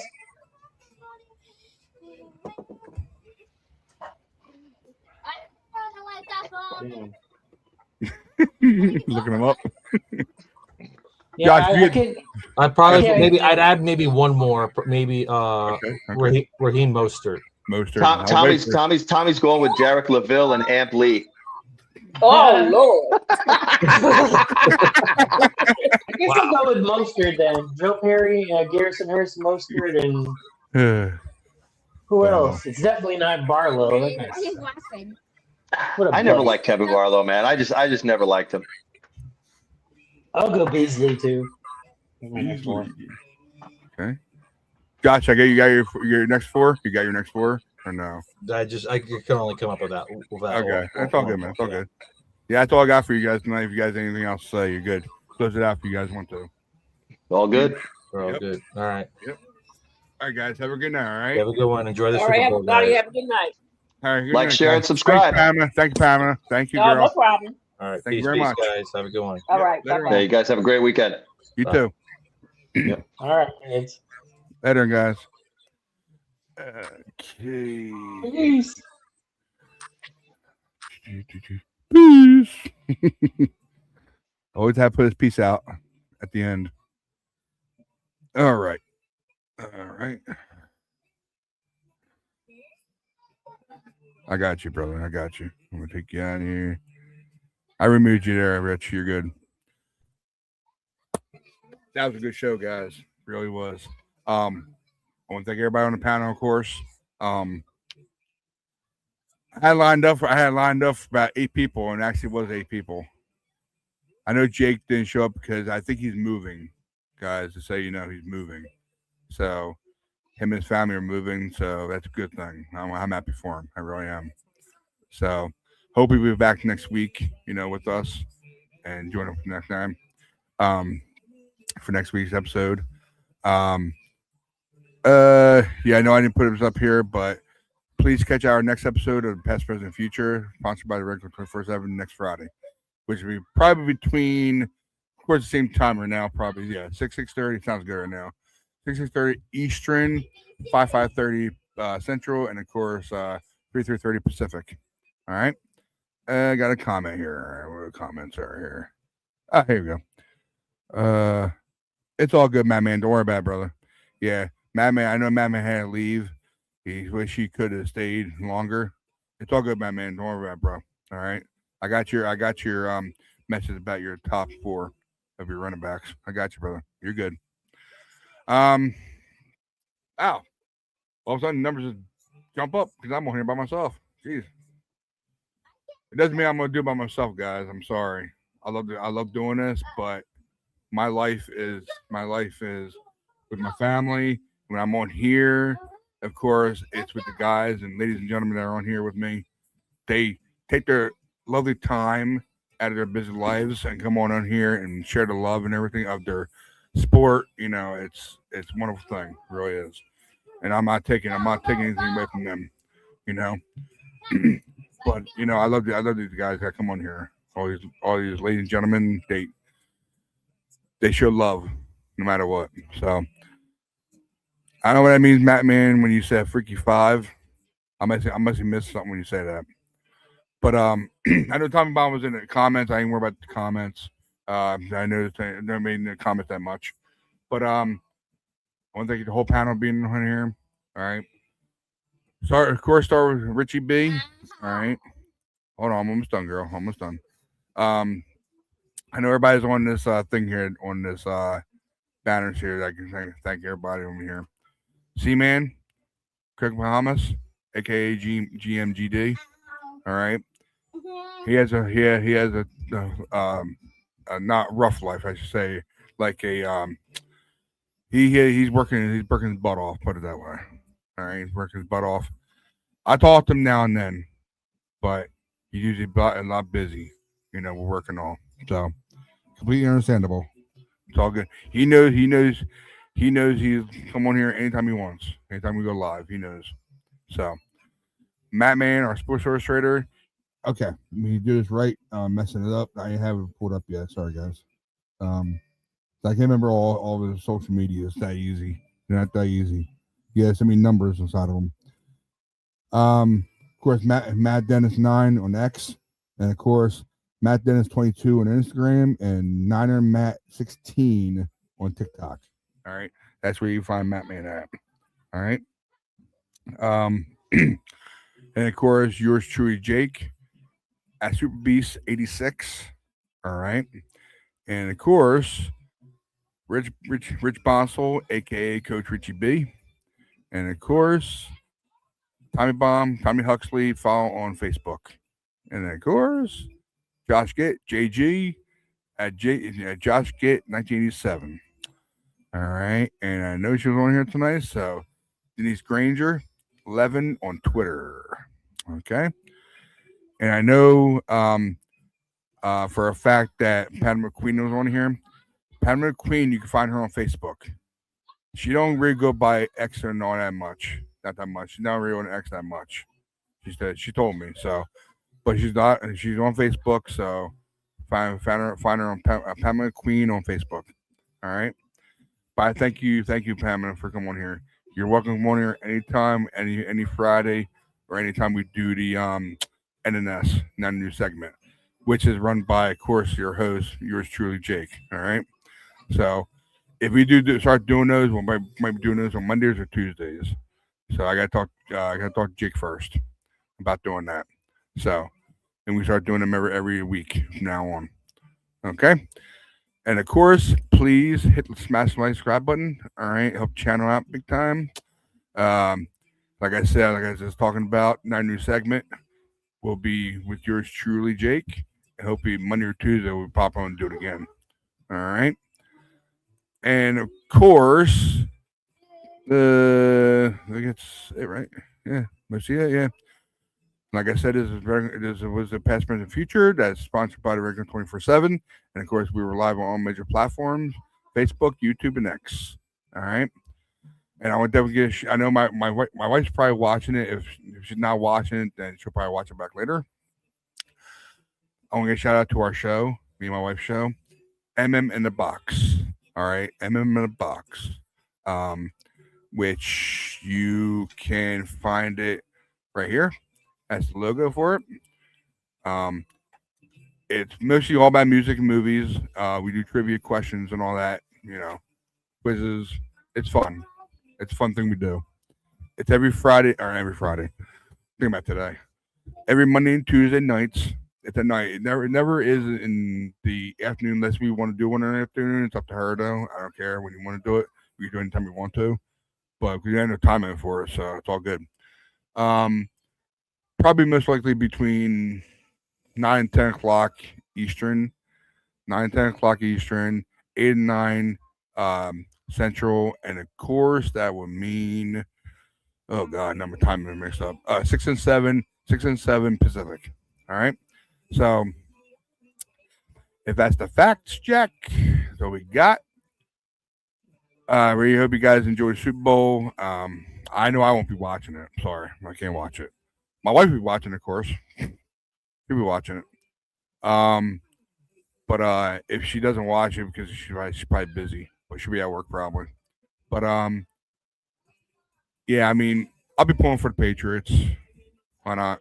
Us Niner fans don't want to go for the Seahawks, so even though Eddie Taylor is part of our chat, he's a Seahawk fan. Reason why we bring him in there, because I have respect for other teams no matter what. I do. I mean, you're going to hate the team no matter what because they're your division, your division rivals. So, but if it's an LA Ram fan or a Cardinals fan, but if they take it too far about talking crap or whatever, then you're out of there. We have respect on that chat. That's how we do it. All right. If you take it too far, you're out of there. You don't want to be respectful about your team. You're out of there and don't matter. That's how I grew it up to be when I first created it and got it going with it. It's all about respect, and that's what we give you. If you beat us, you beat us. It's a game. If we win, we beat you. Hey, that's good. Good, we beat you. But sometimes other teams don't take it respectful. They just go at you and say, "Oh, talk that crap," like they always do. But of course, the last 5 minutes I've been talking. I definitely want to show Shout out to all who are watching right now. everybody just came on here and jumping on here. Wow. Yeah, I'm not gonna be running long, guys. Just wanted to get my point across and all that. So, but like I said, me and my wife were doing our show this Monday and Tuesday. I know we didn't do Tuesday, probably because I was tired. I fell asleep and I was out of it. So, but let me see here.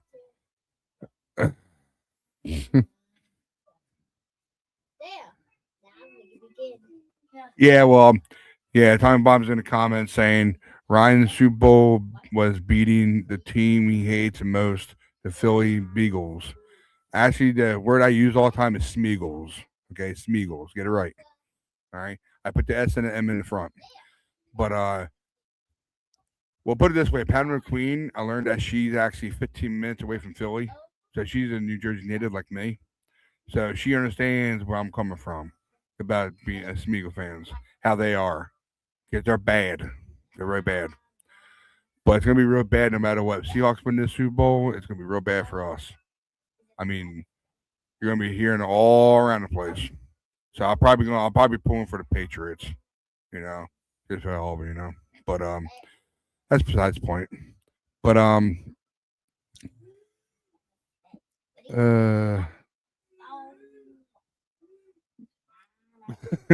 it's not a boombox show, just so you know, Time Bomb. Okay, I know you're trying to be funny. It's not a boombox show. It's actually a show that we just shared and love to each other. Okay, it's mostly all about love and family. It's all it is. It's having fun. You know, we just watch the trivia questions. You know, go through them. We guess them. We guess them right. We guess them wrong. Don't matter. It's just fun. It's having fun. It's all it is. We don't even take points out of it at all. We don't take points at all. You may say, "Oh, I got this right. Got this right. Got that right," but we don't keep score. But I know you're just messing. I know. I'm just messing with you, brother. I knew you're messing, man. I knew. Believe me, I know how you are. Believe me. So it's all good. But I get my kids to bed soon. So my wife be saying to me, "Oh, get the kids to bed now." But I'm gonna get my kids to bed. You hear my daughter in the background. Hey, Belle. Her name is Isabella, by the way. Isabella. IZ, not IS. But I call her Belle and I call her Belle a lot too. Hey, Belle. Belle, come here. Come here. You want to come here? Want to go live for a little bit? Say hi. You want to say hi? Say hi to mommy. Say hi to mommy. It's okay. Don't be scared. Hi. Her name is Isabella. Okay. We call her Belle. We call her Belle. I call her Belle. I'm mostly one who calls her Belle a lot. So. I didn't hear TV. He's not about to go off anyway. You can turn it up a little bit. I'm about to go to bed anyway, so it doesn't matter. But yeah, guys, that's my family. My second family is right here. So, all right, my first family, no matter what, my wife, my kids, no matter what. But like I say to you guys all the time, family comes first. So, but the chat and everything else, all this Fortnite stuff, is my second family, no matter what, no matter what. So, I know you guys feel the same way. So, I'll be out here, guys. Yeah, send all my thank yous and everything. Thank you guys for watching. Like I always say to you guys, keep the faith, never lose hope, guys. We're out here. See you. We'll see you after the Super Bowl. I guess go Patriots. I'm not going for Seahawks. So, all right, there, guys. We'll see you. See you. Keep the faith, never lose hope. Keep the faith, never lose hope, guys. We're out of here. Peace out. Later.